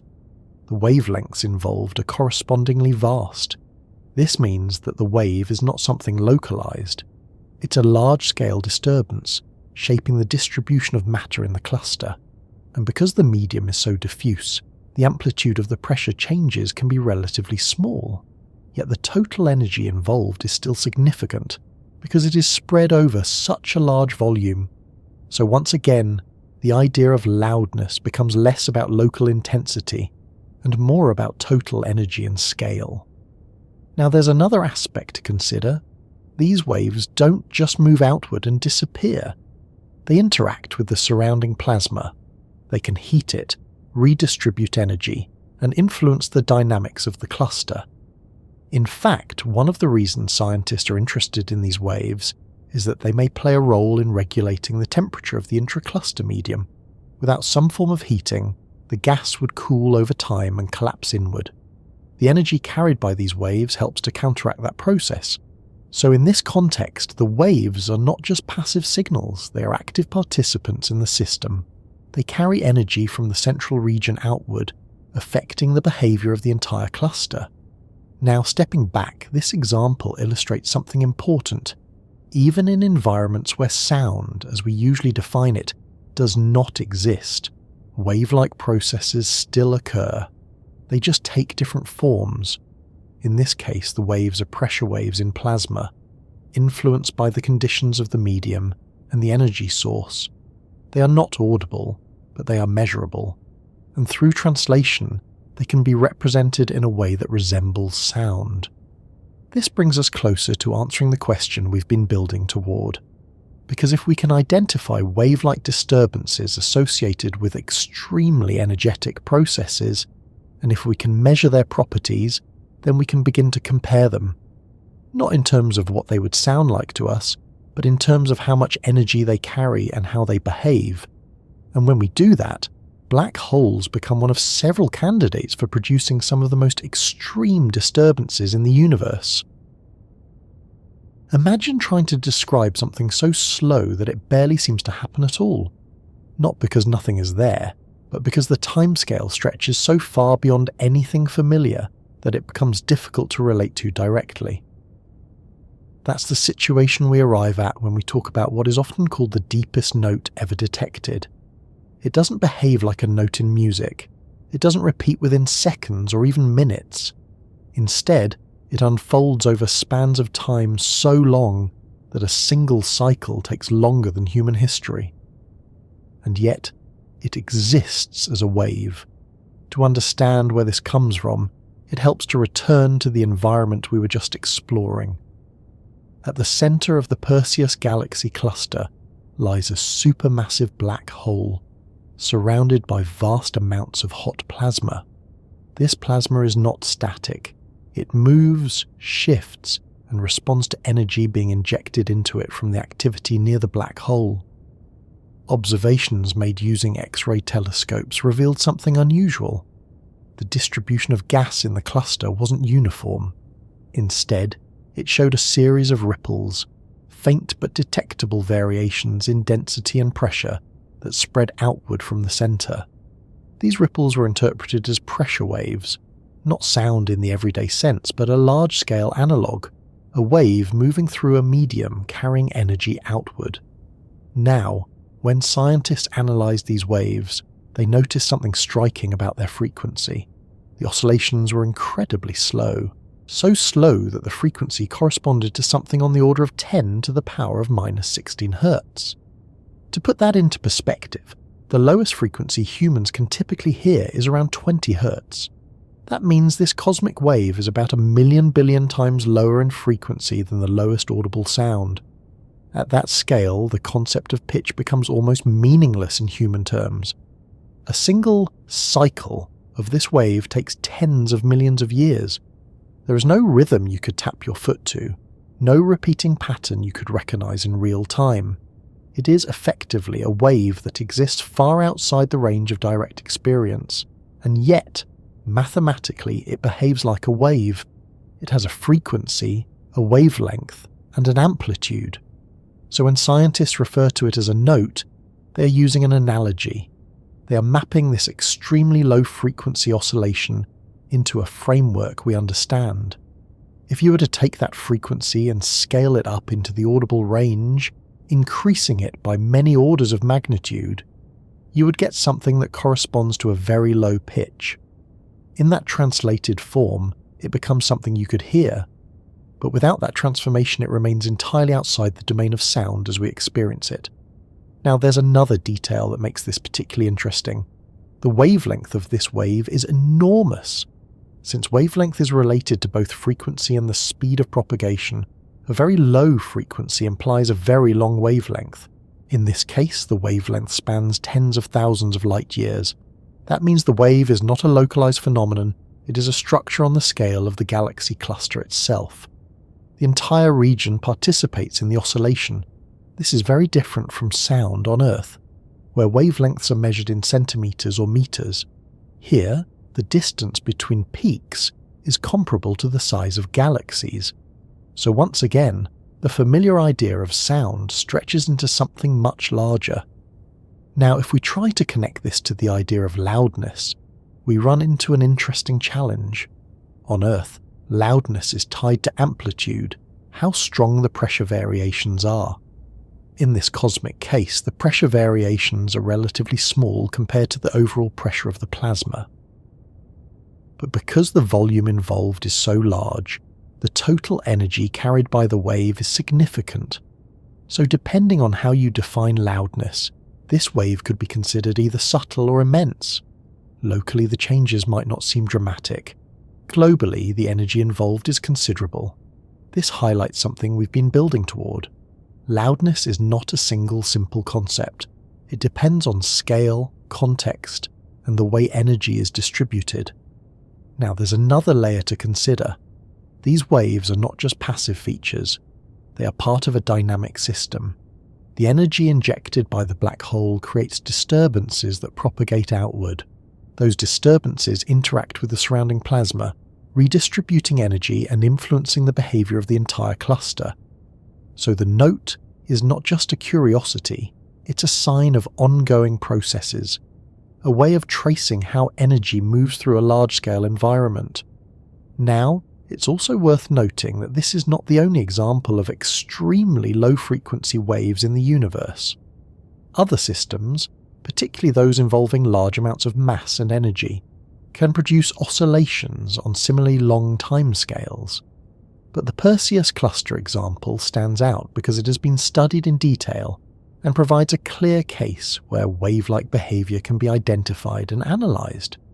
So when people refer to the deepest note ever detected, they are pointing to this combination of factors: an extremely low frequency, a vast wavelength, and a measurable wave propagating through a cosmic medium.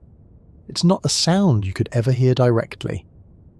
but it is a wave that can be described, measured, and, if desired, translated into sound. Now, stepping back, this example brings several ideas together. It shows that wave-like phenomena exist even in environments far removed from everyday experience. It shows that frequency and scale can extend far beyond human perception. And it shows that the concept of sound, when expanded carefully, can still be useful as a way of thinking about these processes. But it also highlights the limits of that concept, because at this scale, calling it a note is more about analogy than direct correspondence. It helps us relate to the idea, but it doesn't capture the full reality. And that reality is shaped by energy, scale, and the properties of the medium. Now, if we continue following this line of thought, another question begins to emerge. If such a low-frequency wave can exist, spanning enormous distances and carrying significant energy, how do we compare it to other extreme events? Is it louder than a supernova, than a burst of radiation, than a collision between dense objects? Or is it simply different, another way in which energy manifests across the universe?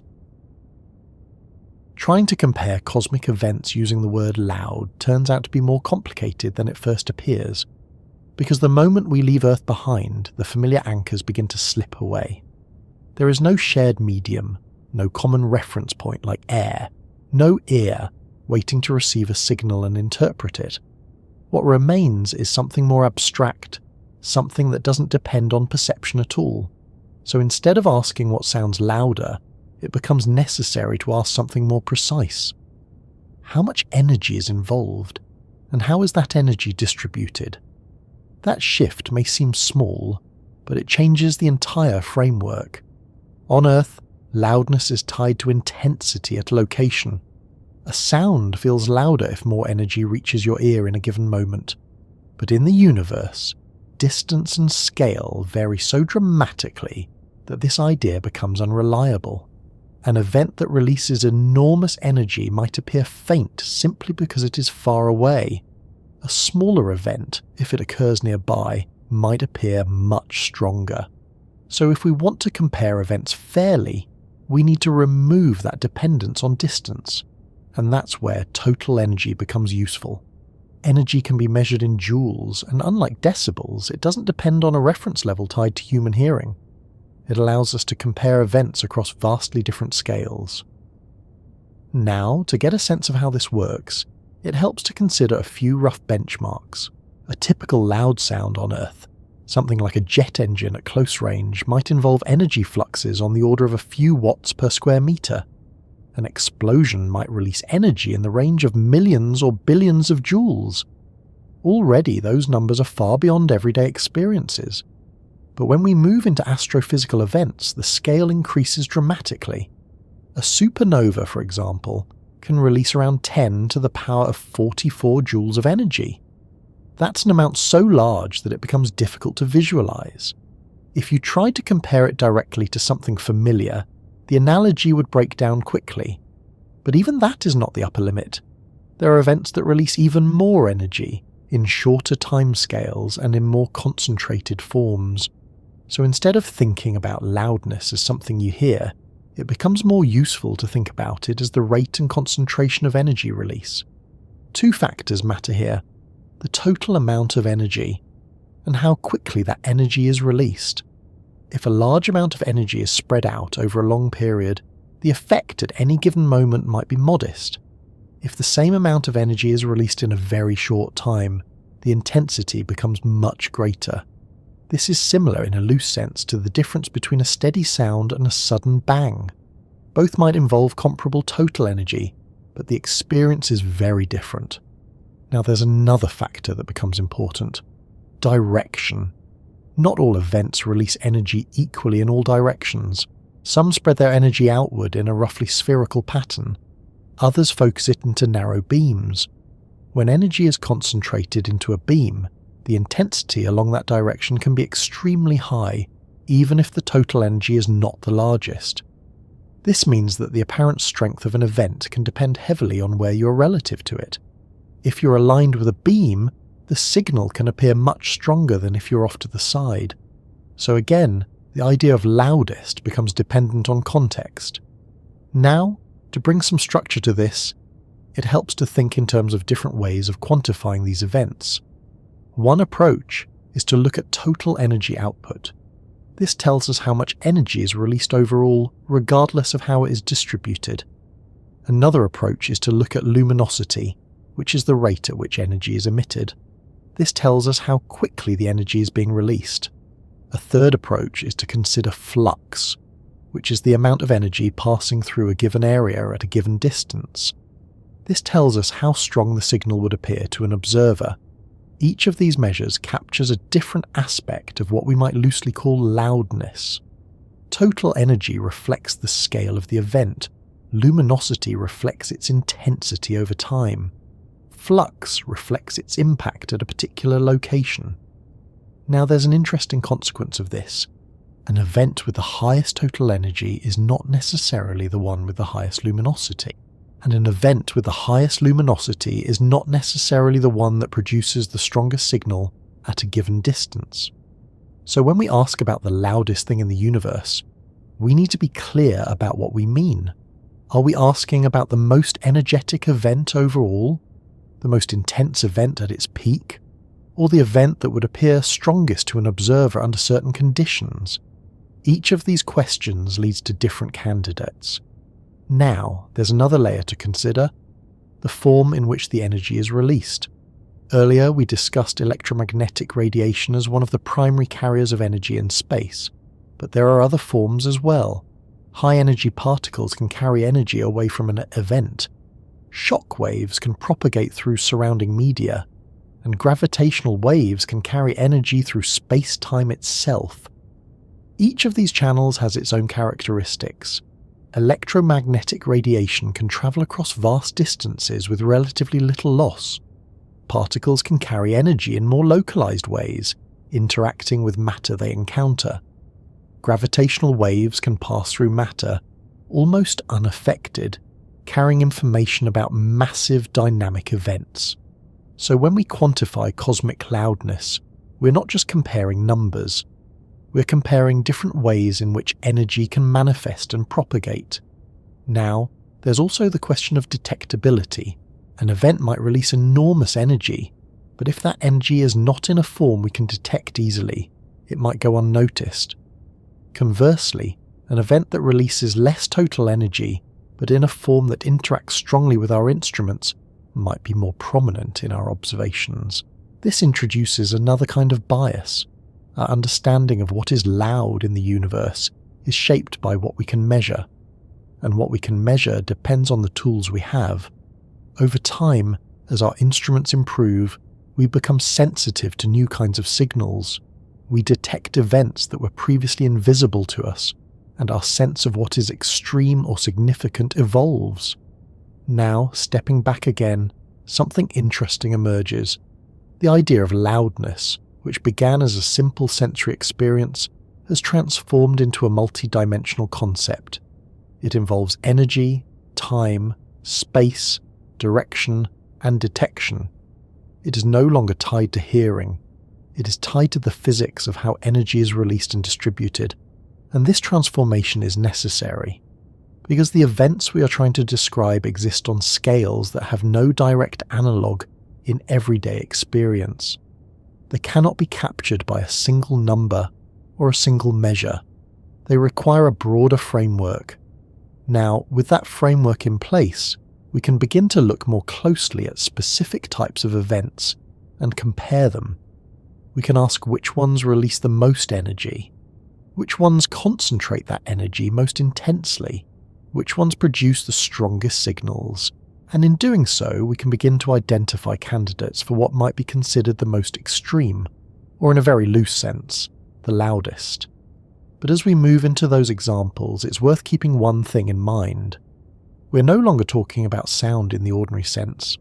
We are talking about energy on a cosmic scale, and the forms that energy takes can be very different from anything we encounter in daily life. Long before anything like a wave reaches us, the event itself has already finished. That's one of the quiet peculiarities of looking at something as distant as a supernova. by the time its light arrives, travelling for thousands or millions of years, the explosion is already part of the past. What we see is not the event as it is happening, but the signal it left behind. Even so, that signal carries enough information to tell us just how extreme these events are. A supernova is what happens when a star can no longer support itself. For most of its life, a star exists in a kind of balance. Gravity pulls inward, trying to compress the star, while the energy produced by nuclear fusion pushes outward. As long as those two forces are in equilibrium, the star remains stable. But that balance doesn't last forever. Eventually, the fuel that powers fusion begins to run out. What happens next depends on the mass of the star. In some cases, the outer layers are gently shed, leaving behind a dense core. In others, particularly for more massive stars, the process is far more dramatic. The core collapses under its own gravity, and when it does, the conditions become extreme. Temperatures rise rapidly, pressures increase to levels that are difficult to describe in everyday terms. Electrons are forced into protons, forming neutrons and releasing neutrinos. The core becomes incredibly dense, sometimes forming a neutron star, an object so compact that a small amount of its material would weigh billions of tons on Earth. But the collapse doesn't simply continue inward without consequence. At a certain point, the core reaches a state where it resists further compression. This sudden halt creates a rebound effect. The outer layers of the star, still falling inward, collide with this rebounding core, and that interaction drives a shock wave outward. This shock wave moves through the star, carrying energy into the surrounding material. As it travels, it accelerates and heats the outer layers, eventually ejecting them into space. The result is a supernova. Now, if we try to connect this to the idea of sound, something interesting appears. The initial stages of the explosion involve shock waves moving through the star's material. These are not sound waves in air, but they are pressure waves in a dense medium. They propagate through plasma, transferring energy outward. So in that sense, the explosion does involve wave-like behavior that resembles sound. But the scale is very different. The densities are far higher.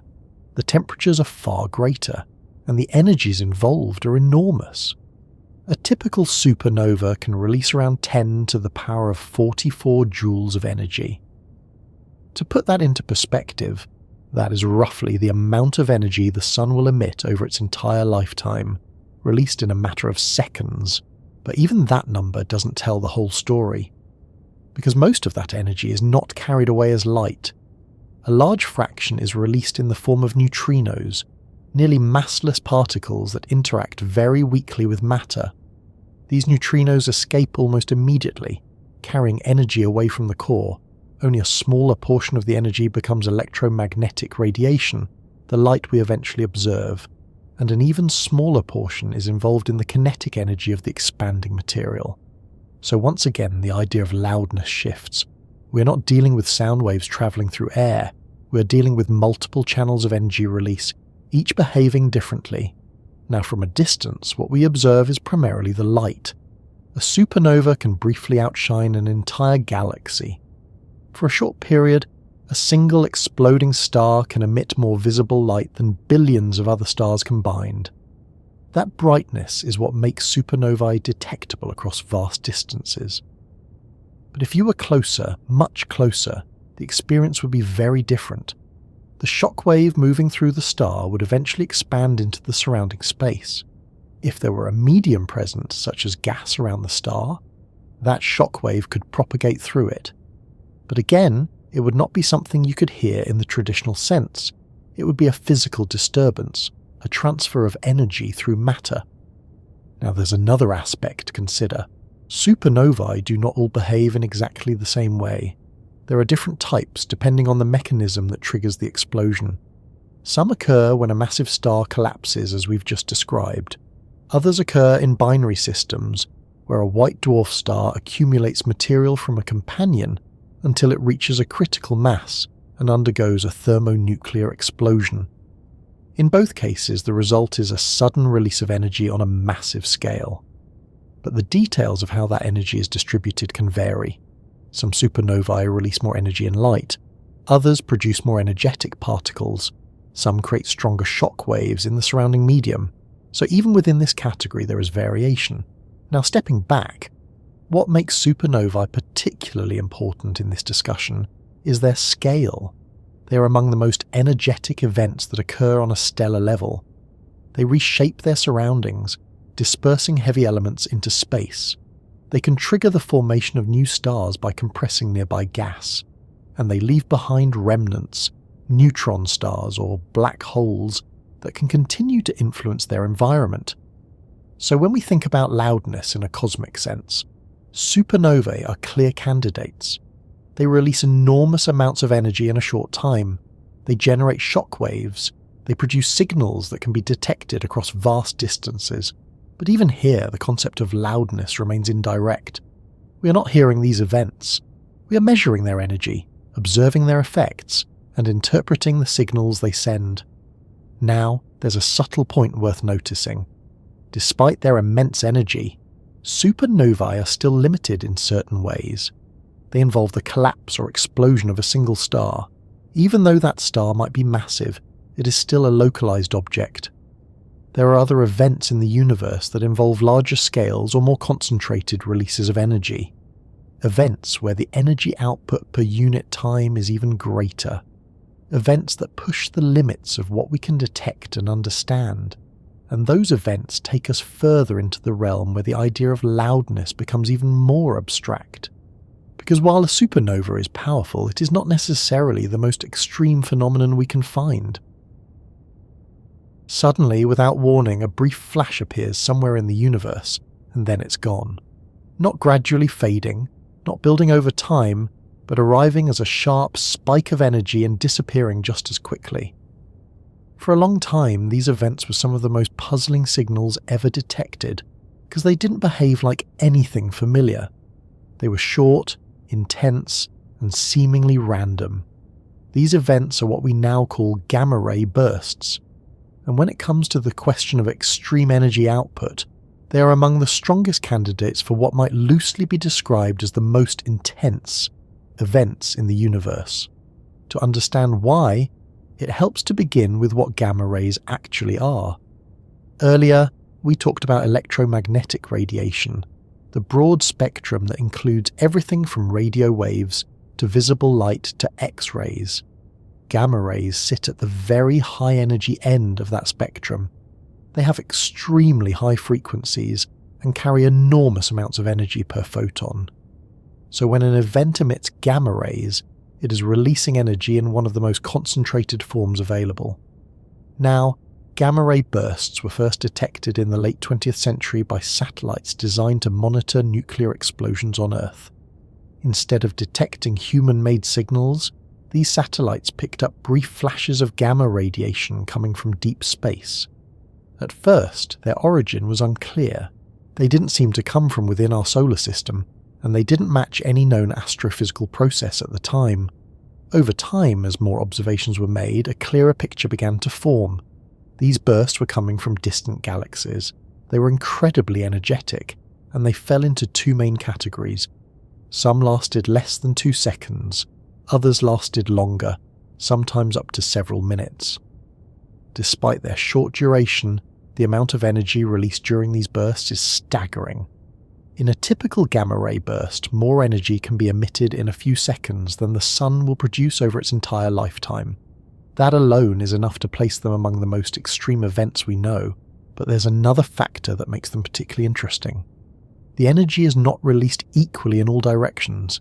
Instead, it is often focused into narrow beams. This is sometimes described as a jet. Imagine taking a large amount of energy and channeling it into a tight cone, rather than spreading it out in all directions. The intensity along that cone becomes much higher. So if you happen to be aligned with that beam, the event appears far more intense than it would if you were off to the side.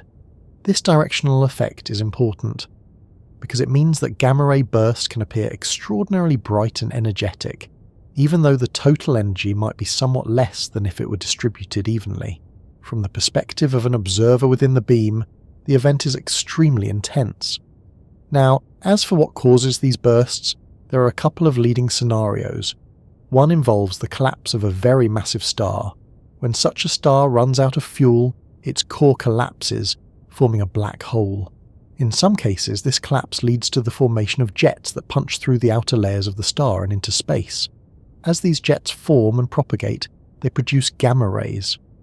This type of event is often associated with long-duration gamma ray bursts. The other scenario involves the merger of two compact objects, such as neutron stars. When these dense remnants collide, they release a large amount of energy in a very short time. This can also produce jets and gamma ray emission, leading to short-duration bursts. In both cases, the key feature is the rapid release of energy. Not just a large amount, but large amount concentrated into a very short time and often into a narrow direction. Now, if we try to connect this to the idea of loudness, something interesting emerges. On Earth, loudness is tied to how much energy reaches your ear per unit time. In gamma ray bursts, the equivalent concept would be how much energy reaches a detector per unit time. And in that sense, these events are extremely intense. But again, there is no sound. There are no pressure waves in air. What we detect are gamma rays, photons carrying energy across vast distances. And when those photons reach our instruments, they produce signals that we can measure. Now there's another layer to consider, because these bursts occur at enormous distances. Some originate billions of light years away. That means the energy we detect is only a tiny fraction of what was originally emitted. And yet, even that tiny fraction can be strong enough to be clearly measurable. This gives us an indication of just how powerful the original event must have been. Now, there's also a timescale aspect. Supernovae, which we discussed earlier, unfold over days or weeks when observed from a distance. Gamma ray bursts, by contrast, occur over seconds or minutes. So even if the total energy were comparable, the rate of energy release is much higher. This higher rate translates into greater intensity, and in terms of the framework we've been building, that makes these events strong candidates for being among the most loud in a cosmic sense. Now there's another detail worth noting. After the initial burst, many gamma ray bursts are followed by an afterglow. This afterglow can be observed in lower energy wavelengths, such as X-rays, visible light and radio waves. It represents the interaction of the ejected material with the surrounding medium. As the material slows down, it transfers energy to the surrounding gas, producing radiation over a longer period. So while the initial burst is brief and intense, the event as a whole can have a longer-lasting signature. This combination of a sharp initial spike and a fading afterglow provides valuable information about the event. It allows scientists to study both the immediate release of energy and its subsequent interaction with the environment. Now, stepping back, gamma ray bursts illustrate a key idea. Extreme events in the universe are not just about total energy. They're about how that energy is released. A short, concentrated burst can be more intense than a longer, more gradual event. And direction matters. A focused beam can create a much stronger signal along a particular line of sight. So when we think about the most extreme, the most intense, the closest analogue to loud, gamma ray bursts stand out. They represent a kind of limit, a situation where energy is released in a way that maximizes intensity over a short time. Two objects can spend millions of years moving toward one another, slowly, almost imperceptibly, and then in the final moments, everything changes at once. That is the situation with neutron stars when they form a binary pair. For most of their existence, they orbit each other in a gradual spiral. Each pass brings them slightly closer together, not because something is pushing them inward, but because they are losing energy in a way that is not immediately visible. That energy leaves the system in the form of gravitational waves, ripples in space-time itself, which we'll explore more carefully a little later. For now, it's enough to notice that this slow loss of energy tightens their orbit over time. So what begins as a wide, stable system eventually becomes something far more compact. The stars draw closer, orbit faster, and the entire system becomes more energetic. And then, in a very short span of time, they merge. To understand what makes this event so extreme, it helps to consider what a neutron star actually is. A neutron star is the remnant of a massive star that has undergone a supernova. After the outer layers are ejected, the core collapses into an object that is incredibly dense. So dense, in fact, that most of its mass is made up of neutrons packed tightly together. A typical neutron star might have a mass greater than that of the Sun, but compressed into a sphere only about 20 kilometers across. That means its density is enormous. A small amount of its material would weigh far more than anything we encounter in everyday life. Now imagine two of these objects, each one already compact, already extreme, orbiting each other at high speeds. As they spiral inward, their orbital velocity increases. By the time they are close to merging, they can be moving at a significant fraction of the speed of light. At that stage, the system is no longer quiet or stable. It becomes highly dynamic.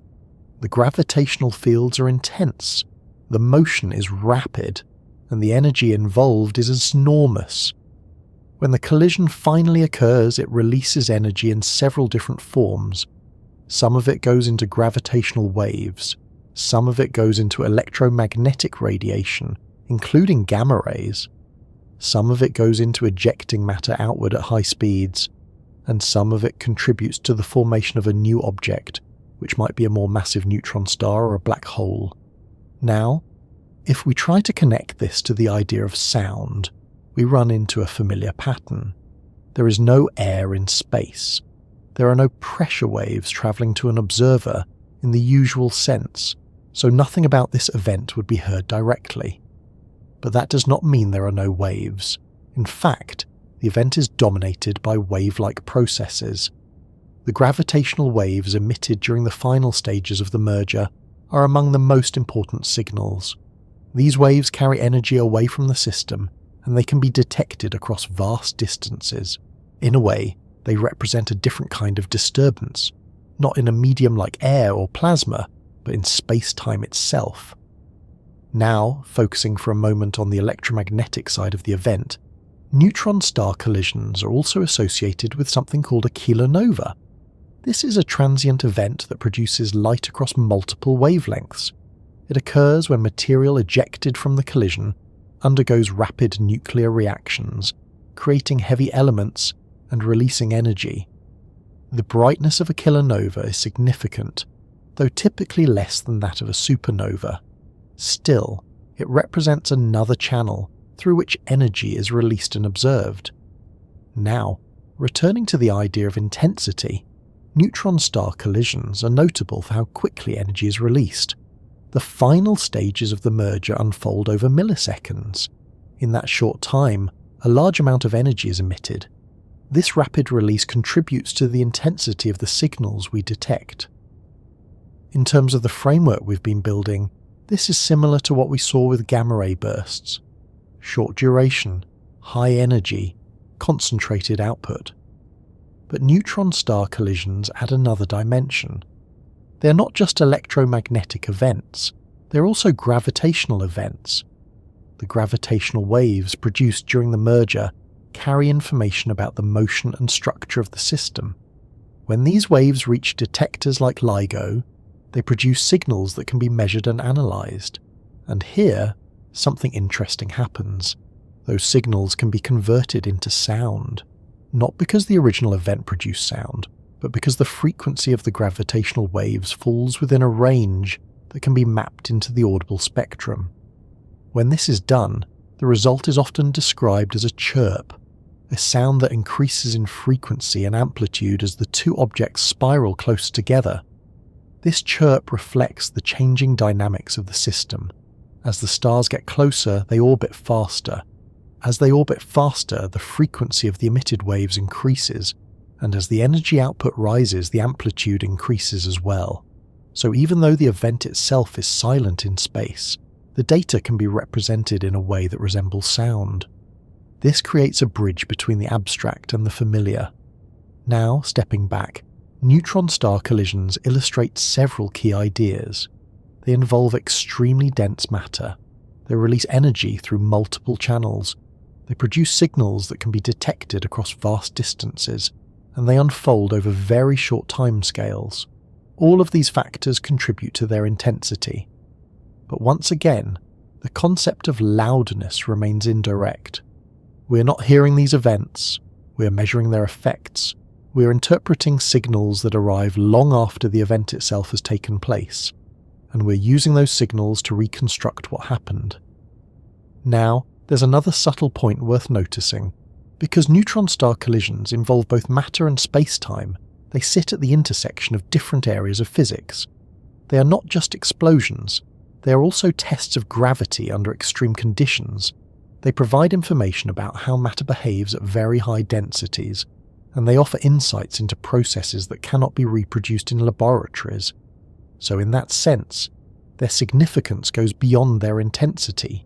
They are windows into fundamental physics. Still, from the perspective of our original question, they remain strong candidates. Events where large amounts of energy are released in a short time, producing signals that can be detected and analysed. Long before any light reaches us, something else has already passed through. It doesn't scatter, it doesn't fade in the usual way, and it doesn't need a medium to carry it. It moves through everything, including the space between atoms, including the detectors we build to measure it, leaving behind only the faintest trace of its presence. That trace is what we call a gravitational wave, and when two black holes collide, those waves become one of the most extreme signals we can detect anywhere in the universe. To understand why, it helps to begin with a shift in perspective. So far, we've been thinking about waves in terms of media, air, water, plasma, something made of particles that can be compressed and expanded. Gravitational waves are different. They do not travel through a medium in that sense. Instead, they are distortions in space-time itself. Space-time, in general relativity, is not just a passive backdrop. It has structure. It can stretch, compress, and curve in response to mass and energy. When massive objects move, especially in accelerated motion, they can create ripples in that structure. Those ripples propagate outward at the speed of light. They carry energy, and they affect the distances between objects as they pass. Now, under most conditions, these effects are extremely small. Everyday motions, even large ones like planets orbiting stars, produce gravitational waves that are far too weak to detect. But when the masses involved are enormous, and the motion is extreme, the situation changes. This is where black hole mergers come in. Imagine two black holes, each with a mass many times that of the Sun, orbiting each other. At first, the orbit might be wide and relatively slow, but over time, as they emit gravitational waves, they lose energy. That loss causes the orbit to shrink.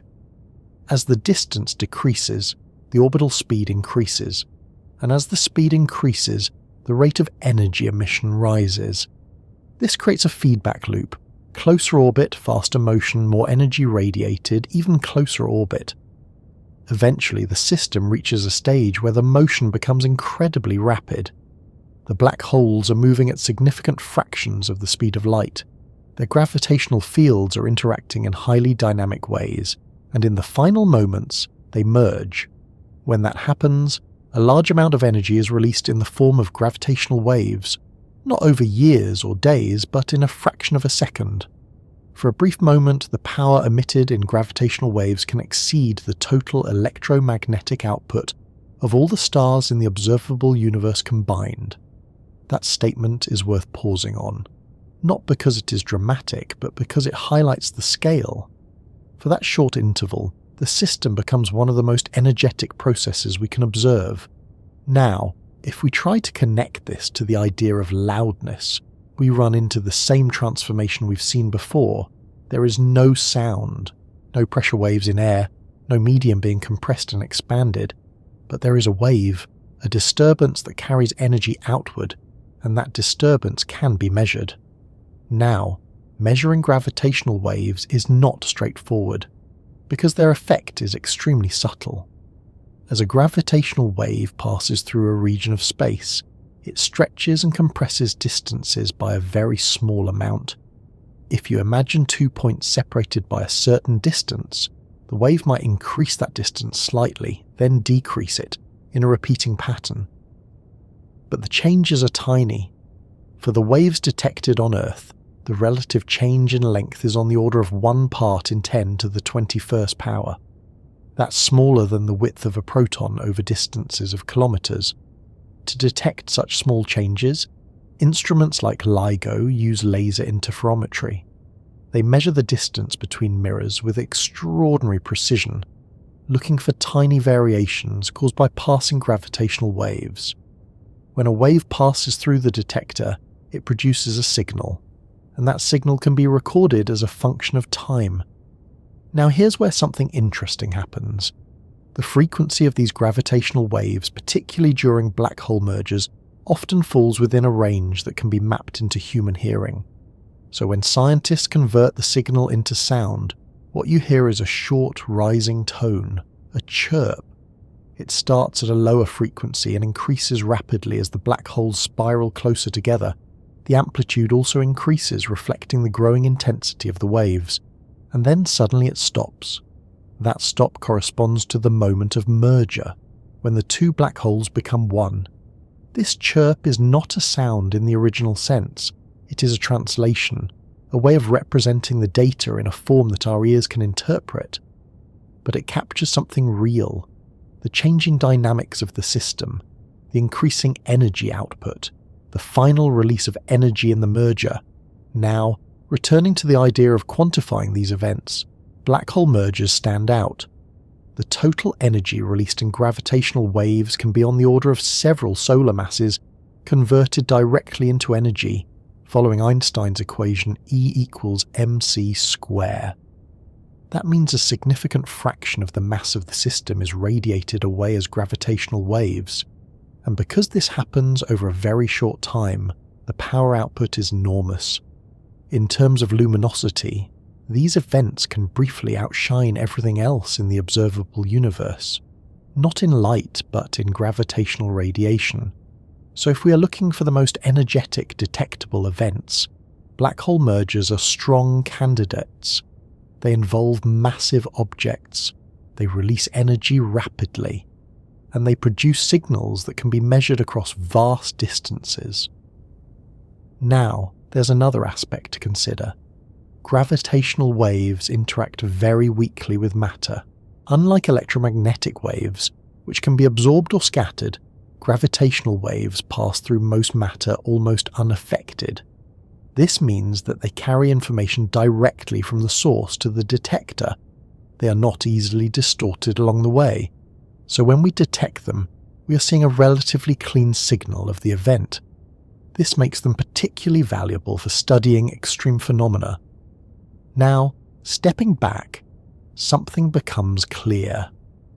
We have moved far from the original idea of sound, from pressure waves in air, from decibels and human hearing. We are now dealing with waves in space-time itself, and yet the underlying concept remains. Energy moving outward from a source, a disturbance propagating through something. In this case, not a medium of particles, but the structure of the universe. So when we ask about the loudest thing in the universe, and we consider events like black hole mergers, we are no longer talking about sound at all. We're talking about the most intense disturbances we can detect, the most energetic wave-like processes. And in that sense, gravitational waves from colliding black holes represent one of the closest analogues to what we might call the ultimate loudness. But even here, the concept remains incomplete, because loudness, as we understand it, is tied to perception, and these events exist far beyond direct perception. So the question becomes less about what is loud, and more about how we define and compare intensity across different forms of energy. Signals from the most extreme events rarely arrive in a form that matches our senses. They don't come as pressure waves you could hear, and they don't present themselves in a way that feels immediately intuitive. Instead, what reaches us is a mixture of data, patterns, and measurements, often so subtle that without careful instruments they would pass completely unnoticed. So rather than listening directly, we rely on detection, and that detection is always indirect. To understand what that means, it helps to consider the basic challenge. The events we've been discussing, black hole mergers, neutron-star collisions, gamma-ray bursts, occur at enormous distances. Even when they release vast amounts of energy, by the time that energy reaches Earth, it has spread out over a huge area. The intensity at any single point becomes very small, so the problem is not just that these events are silent, it's that their signals are faint when they arrive, and yet with the right methods those signals can still be measured. Now, one of the primary ways we detect these events is through electromagnetic radiation. Telescopes observe light across different wavelengths, from radio waves to gamma rays. Each wavelength reveals different aspects of an event. Radio waves can show large-scale structures. Visible light can reveal changes in brightness. X-rays and gamma rays can indicate high-energy processes. By combining observations across these different wavelengths, scientists can build a more complete picture.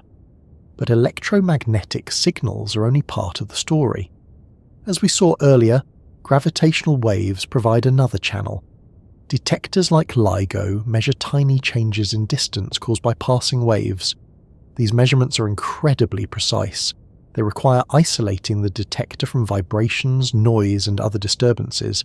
Even then, the signal is often buried in background noise, so detecting it involves careful analysis. Patterns are extracted, signals are compared against theoretical models, and only when a consistent match is found can an event be confirmed. Now, there's an important detail here. Detection is not just about measuring something once, it's about recognizing a pattern that corresponds to a physical process. For example, the chirp associated with a black hole merger has a specific shape. The frequency increases over time, the amplitude rises, and then the signal ends abruptly. That pattern can be predicted using the equations of general relativity. So when a signal with that shape appears in the data, it can be identified as a likely merger event. This combination of prediction and observation is what allows indirect detection to work. Now, there's another layer to this. Different detectors can observe the same event in different ways. A gravitational wave detector might pick up the space-time ripple. A telescope might observe the electromagnetic afterglow. By comparing these observations, scientists can confirm that they are seeing the same event. This approach is sometimes called multi-messenger astronomy. It combines information from different types of signals to build a more complete understanding. In the case of neutron-star collisions, for example, both gravitational waves and electromagnetic radiation have been detected from the same event. This provides a richer picture than either signal alone. Now, connecting this back to the idea of loudness, something subtle happens. Because we are no longer dealing with direct perception, loudness becomes a property inferred from data. We don't hear the event, we measure its effects, we calculate its energy, we compare it to other events. So the loudest event is not the one that sounds the loudest. It is the one that produces the strongest measurable signal according to the criteria we choose. That might be the highest energy output, the greatest luminosity, or the strongest signal at detector. Now, there's another challenge. Noise. Every measurement we make is affected by noise. Thermal noise, instrumental noise, environmental noise. These can obscure or mimic signals. So part of the detection process involves distinguishing real signals from noise. This is done through statistical analysis. Signals that stand out above the noise and that match expected patterns are considered candidates. But even then, confirmation requires careful checking. Often, multiple detectors are used. If the same signal appears in more than one detector at the expected time delay based on their locations, it becomes much more likely that the signal is real. This redundancy is important. It reduces the chance of false detections. Now, there's also the question of sensitivity. Our ability to detect events depends on how sensitive our instruments are. As technology improves, we become capable of detecting weaker signals. This means that events that were previously invisible become observable, so our picture of what is extreme evolves over time. What once seemed like the most energetic event might be surpassed by something we detect later. Now, stepping back, indirect detection changes the way we think about observation. We are not simply receiving signals, we are interpreting them. We are reconstructing events from the traces they leave behind. And this process requires both measurement and theory. Data provides the raw information. Theory provides the framework for understanding it. Together, they allow us to infer what happened, even when we cannot observe it directly. Now, there's one more aspect to consider: distance. Because these events occur far away, the signals we detect are also delayed. We are seeing events as they were in the past, in some cases billions of years in the past. So when we detect a gravitational wave or a burst of radiation, we are not observing the present universe, we are observing its history. This adds another layer to the idea of loudness, because the most energetic events might have occurred long ago. What we detect now is the echo of those events, travelling across time as well as space. Now, bringing this all together, the idea of detecting the loudest events becomes a combination of several factors. We need instruments capable of measuring very small signals. We need methods for distinguishing those signals from noise. We need models to interpret what we observe. And we need multiple channels of observation to confirm our conclusions. Only then can we begin to compare events in a meaningful way. And even then, the comparison is indirect. We are not hearing the universe, we are translating it. We are taking signals that arrive in forms we cannot directly perceive and converting them into something we can analyse and understand. And through that process, we can begin to answer the question we started with. Not by listening, but by measuring. Not by hearing, but by interpreting. Once we recognise that all of this is mediated through instruments and interpretation, we can begin to ask a more personal question. If a human were somehow placed close to one of these events, what would they actually experience? Put a human anywhere near one of these events, and the idea of loudness changes immediately. Not because the event becomes easier to understand, but because the human body imposes its own limits. Hearing, sensation, perception, all of these operate within a narrow range, and outside that range, things stop being experienced as sound at all. So instead of imagining what something would sound like, it becomes more useful to ask what a human could actually experience. Start with something simple. Sound, as we've defined it, requires a medium. If you were floating in open space far from any atmosphere, there would be nothing to carry pressure waves to your ears. Even if something extremely energetic happened nearby, there would be no sound in the usual sense. No vibration reaching your eardrum, no signal to interpret. Your hearing would simply have nothing to work with. So in that environment, loud would not exist as a sensory experience. Now, suppose we change the situation slightly. Imagine placing a human inside a region with a medium, perhaps a dense gas cloud or some kind of artificial environment where pressure waves could travel. Even then, the limits of the human body would come into play very quickly. On Earth, the threshold of hearing begins around 0 decibels. That corresponds to very small pressure variations. As intensity increases, sound becomes more noticeable, then louder, then eventually uncomfortable. Around 120 to 130 decibels, sound reaches the threshold of pain. Beyond that, it can cause damage. The structures of the ear are delicate.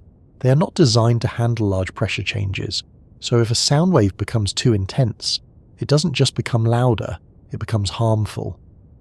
Now, if we continue increasing the intensity, we reach a point where the concept of hearing breaks down.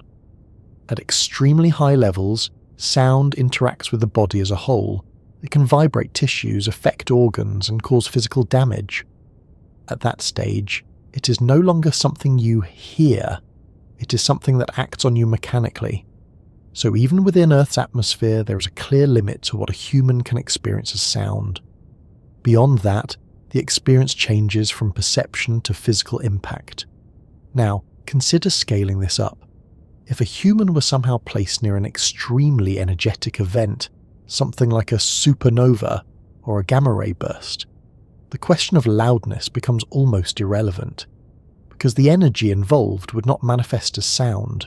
It would arrive as radiation, particles, and other forms of energy, and those would interact with the body in ways that have nothing to do with hearing. High-energy radiation can damage cells. Particles moving at high speeds can penetrate tissue. The effects would be immediate and severe, so the idea of hearing such an event does not apply. Now there's another angle to consider. Even in environments where wave-like disturbances exist, such as plasma, the frequencies involved are often far outside the range of human hearing. Some are too low, some are too high. Even if the waves could be transmitted to the ear, they might not be perceived as sound. Human hearing operates within a specific frequency range, roughly from 20 Hz to 20,000 Hz. Outside that range, signals are simply not detected, so even if a wave exists physically, it might not translate into a sensory experience. Now, there's also the question of scale. Many of the events we've discussed involve wavelengths and timescales that are far beyond human perception. A wave that takes millions of years to complete a cycle cannot be experienced as a sound. It does not oscillate within a timescale that the brain can interpret. So again, the concept of loudness becomes detached from experience. Now, it might be tempting to imagine some kind of scenario where all of these limitations are removed, where a human could perceive any frequency, withstand any intensity, and interpret any form of energy as sound. But at that point, we're no longer talking about a human. We're talking about something else entirely. So it's important to keep the perspective grounded. A human is a biological system with specific constraints. And those constraints define what loudness means in a practical sense. Within those limits, loudness is a measure of how strong a sound feels. Outside those limits, the concept changes. Now, there's another subtle point worth noticing. Even within the human range, perception is not purely physical. It is also subjective. Two sounds with the same physical intensity can be perceived differently depending on context. A sudden noise might feel louder than a continuous one. A familiar sound might feel less intense than an unfamiliar one. So loudness, even at the human scale, is not just about energy. It is about interpretation. Now, when we extend this idea to cosmic events, the gap becomes even larger. The events we are discussing operate on scales that have no direct analogue in human experience. They involve energies, distances, and timescales that are far beyond anything we encounter. So when we try to relate them to loudness, we are using an analogy, a way of connecting something abstract to something familiar, but the analogy has limits. Now, bringing this back to the question at hand, what would the loudest thing in the universe mean to a human? The answer depends entirely on the conditions. In open space, it would mean nothing at all in terms of sound. There would be silence, regardless of how energetic the event is. In a medium, it would be limited by the tolerance of the human body. Beyond a certain point, it would not be experienced as sound, but as physical force. And in most extreme cases, the dominant effects would not be related to sound at all. They would involve radiation and other forms of energy that bypass the mechanisms of hearing entirely. So the concept of loudness, as a human experience, is tightly bounded. It applies within a narrow range of conditions. Outside that range, we need different ways of describing what is happening. Now, stepping back, this brings us to an important realization. The question we started with, about the loudest thing in the universe, cannot be answered in terms of human hearing. It has to be answered in terms of physics, energy, waves, propagation, and interaction. At some point, the question stops pointing outward and turns all the way back to the beginning.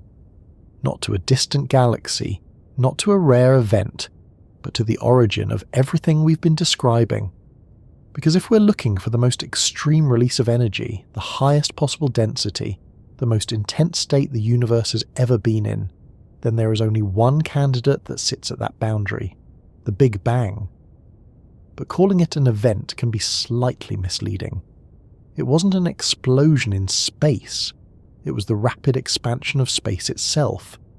That distinction matters because it changes how we think about energy, waves, and even the idea of loudness. To understand why, it helps to set aside the image of something exploding outward into emptiness. There was no surrounding space for the universe to expand into. Instead, space itself was expanding. Every region, everywhere, all at once. So when we ask whether the Big Bang was the loudest thing, we have to be careful. Because loudness, as we've defined it, depends on waves travelling through a medium, and in the earliest moments of the universe, the conditions were unlike anything we've discussed so far. At extremely early times, the universe was incredibly hot and dense. Matter did not exist in the form of atoms.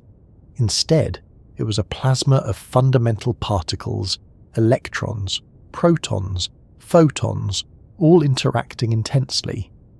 In that environment, something interesting was possible. Pressure waves could exist. Not in air, not in a gas like we experience, but in this dense, hot plasma filling the entire universe.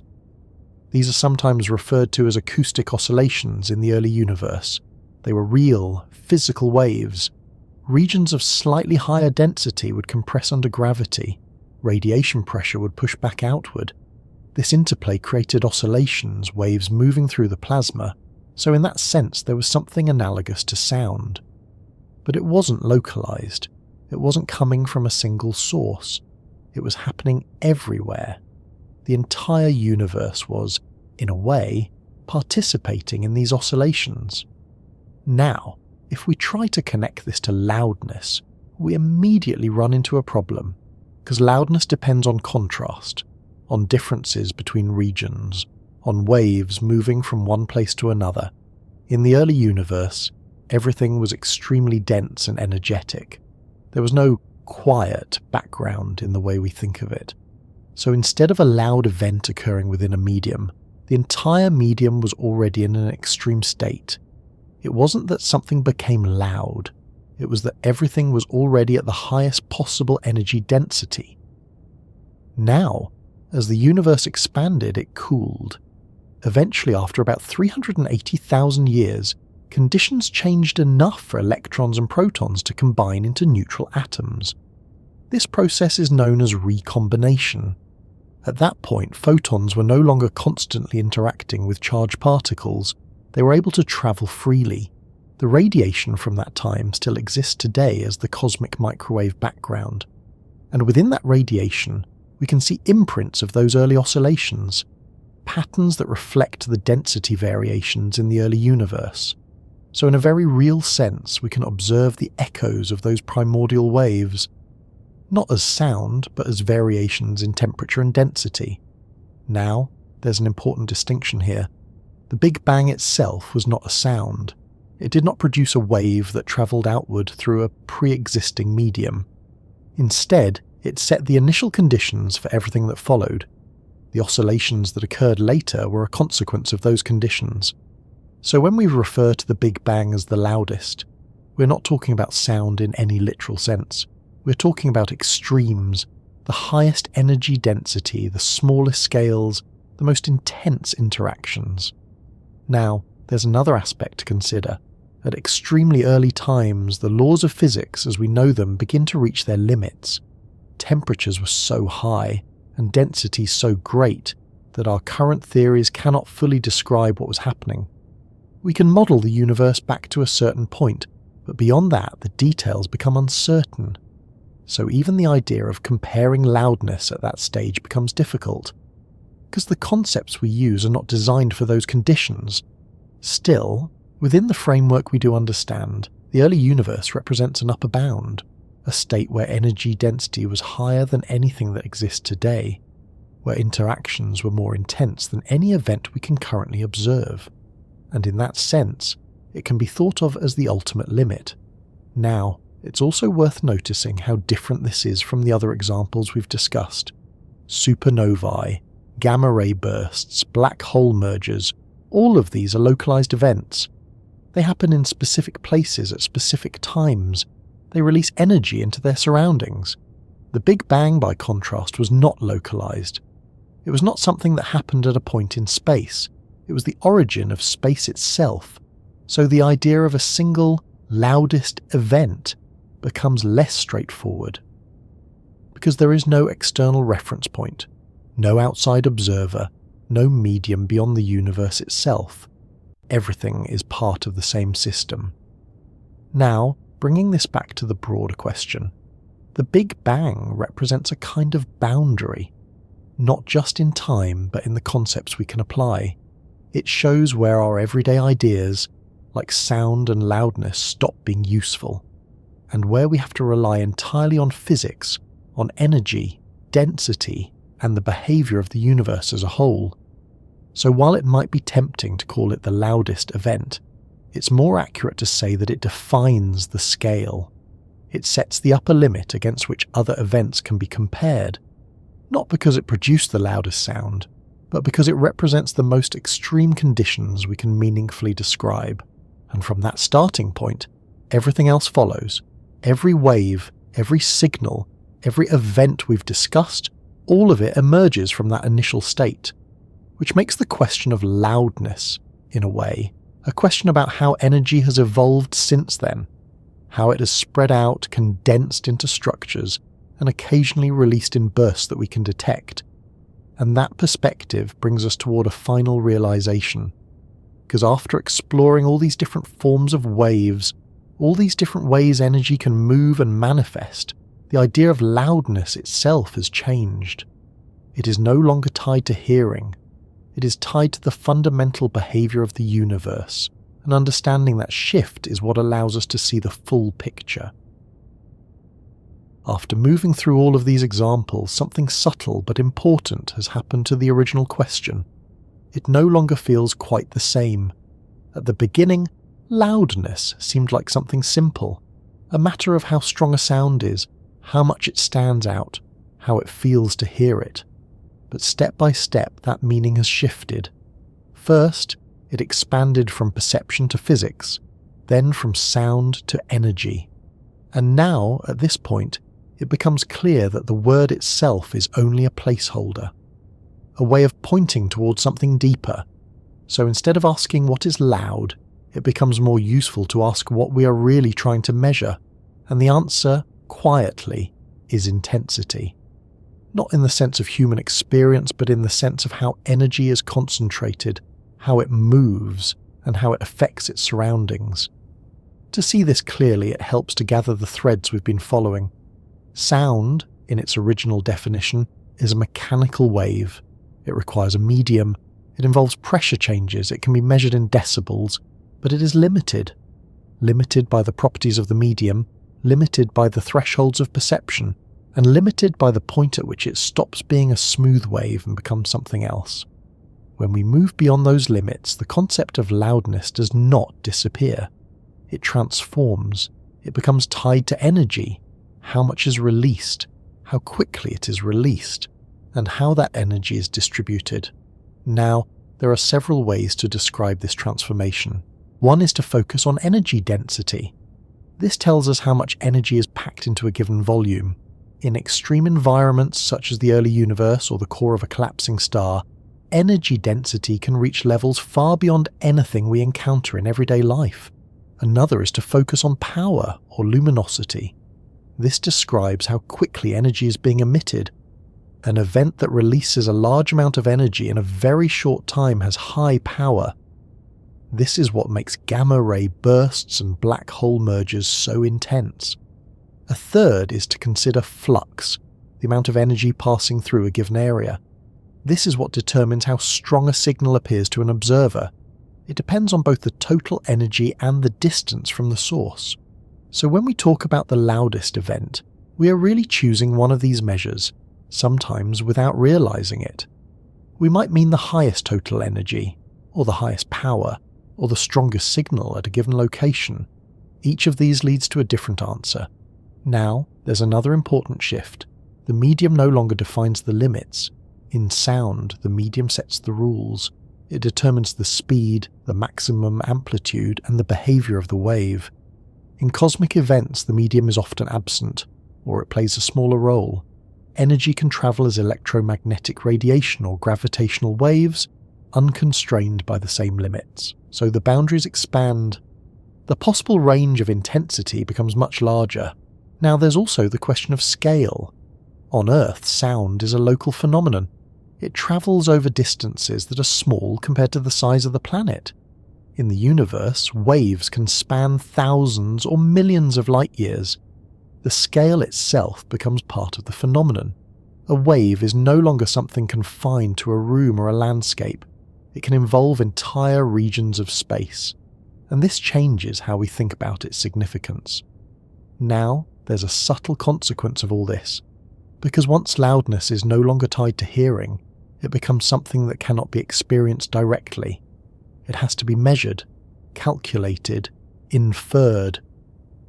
We rely on instruments to detect signals, we rely on models to interpret them, and we rely on comparisons to understand their scale. So loudness, in this broader sense, becomes a concept that exists entirely within physics. It is not something you feel, it is something you understand. Now, there's another layer worth noticing. Even within physics, there is no single definition that captures everything. Different contexts require different measures. In some cases, total energy is the most relevant. In others, power or flux matters more. And in still others, the nature of the wave itself becomes important. This means that the idea of a single, loudest event is not as straightforward as it first seemed. It depends on how the question is framed. But that does not make the question meaningless. It simply means that the answer is more nuanced. Now, stepping back, something becomes clear. The journey from sound to energy is not just a change in terminology, it is a change in perspective. It moves us from a human-centered view to a universal one, from what we can hear to what actually exists, and in doing so, it reveals something about the limits of our intuition. Because our everyday experiences are built on a narrow range of conditions: air, moderate energies, human timescales. When we step outside those conditions, our usual concepts begin to break down, and we have to replace them with more general ones. Now, bringing this back to the idea of loudness, the conclusion is not that loudness disappears, it is that it becomes a special case, a particular way of experiencing energy under specific conditions. Outside those conditions, the same underlying principles still apply, but they manifest differently. Now, there's one more point to consider. Even though we cannot experience these extremes directly, we can still relate to them. Through measurement, through translation, through analogy, we can convert signals into sound, we can visualize data, we can compare scales.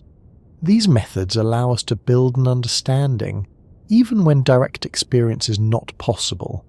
So in a sense, loudness has not been lost, it has been extended. From something we hear to something we analyze, from a sensation to a concept. And that extension is what allows us to explore the universe in a meaningful way. Now, with that perspective in place, the original question begins to resolve, not into a single answer, but into a framework, a way of thinking about extremes, a way of comparing events across different scales and forms of energy. In the end, everything settles back into something that feels familiar, not because the universe has become simpler, but because the perspective has shifted enough that the complexity no longer feels overwhelming. After moving through shock waves, radiation, collapsing stars, and ripples in space-time, the idea of silence returns, but it doesn't mean what it did at the beginning. It carries more with it now. At first, silence seemed like an absence, a lack of sound, a quiet emptiness, but now it becomes something else, a condition where the usual signals we rely on are no longer present, even though the processes themselves continue without interruption. Because nothing we've explored has reduced the activity of the universe. Stars are still forming and collapsing, Black holes are still merging. Energy is still being released, sometimes gradually, sometimes in sudden bursts. Waves are still moving outward, whether through matter, through radiation, or through space-time itself. The difference is not in what is happening. The difference is in how it reaches us. Sound, as we experience it, is only one narrow channel. It depends on a medium, on pressure, on the mechanics of the ear. Remove those conditions and the channel disappears, but the underlying processes remain. So when we say that space is silent, we are not describing a lack of events. We are describing a lack of translation. There is no medium to convert motion into pressure waves, no pathway for energy to become something audible, and yet if you look at the universe in terms of energy, it is anything but quiet. Now, there's a subtle shift that comes with recognizing this, because once you stop expecting sound, you begin to notice other kinds of signals. Light becomes more than something you see. It becomes a record of events, a way of tracing energy across time and distance. Gravitational waves become more than abstract concepts. They become measurable disturbances carrying information about some of the most extreme processes in existence. Even the distribution of matter, the way gas moves and clusters, becomes a kind of signal. So instead of listening with ears, we begin to listen with instruments, with telescopes, with detectors, with models that allow us to interpret what we observe. And in doing so, the silence becomes less like an absence and more like a different kind of medium, one that requires translation. Now, there's another aspect to this, because throughout this exploration, the idea of loudness has gradually changed. It began as something immediate, something tied to sensation. Then it expanded into something measurable. And finally, it became something abstract. A way of comparing energy across scales that have no direct analogue in human experience. So when we ask what the loudest thing in the universe is, we're not really asking about sound anymore. We're asking about extremes, the most energy, the most concentrated release, the most intense disturbance. And the answer, as we've seen, depends on how that question is framed. It might point toward gamma-ray bursts with their rapid and focused energy release. It might point toward black hole mergers with their immense gravitational wave output. It might even point back to the earliest moments of the universe, where energy density reached its highest levels. But none of these answers involve sound in the way we experience it. They involve energy in its most fundamental forms. Now, there's something quietly grounding about that, because it brings the question back into perspective. The universe does not need to be heard to be understood. It does not need to translate itself into human terms. It simply exists, following the laws that govern it, and our role is to interpret, to measure, to find ways of connecting those laws to the concepts we can grasp. Sometimes that involves analogy. Sometimes it involves translation, turning data into sound or images, and sometimes it involves letting go of familiar ideas entirely. Now, if you return for a moment to where you are, to the space around you, you might notice something simple. There are still sounds, small ones perhaps, a faint background noise, a distant movement, something steady and quiet. Those sounds exist because you are in a medium, because air surrounds you, because your ears are able to detect pressure changes and your brain is able to interpret them, and within that narrow range, loudness has a clear meaning. But beyond that range, the universe operates on a much broader scale, one where energy moves in ways that are not tied to sound, one where silence and activity coexist without contradiction. So the next time the idea of silence in space comes up, it might feel a little different, not as emptiness, but as a reminder that what we hear is only a small part of what exists, and that beyond that, there is a much larger system, continuously active, continuously evolving, even if it never makes a sound in the way we expect. And that quiet realization, more than anything else, is what brings the whole picture together.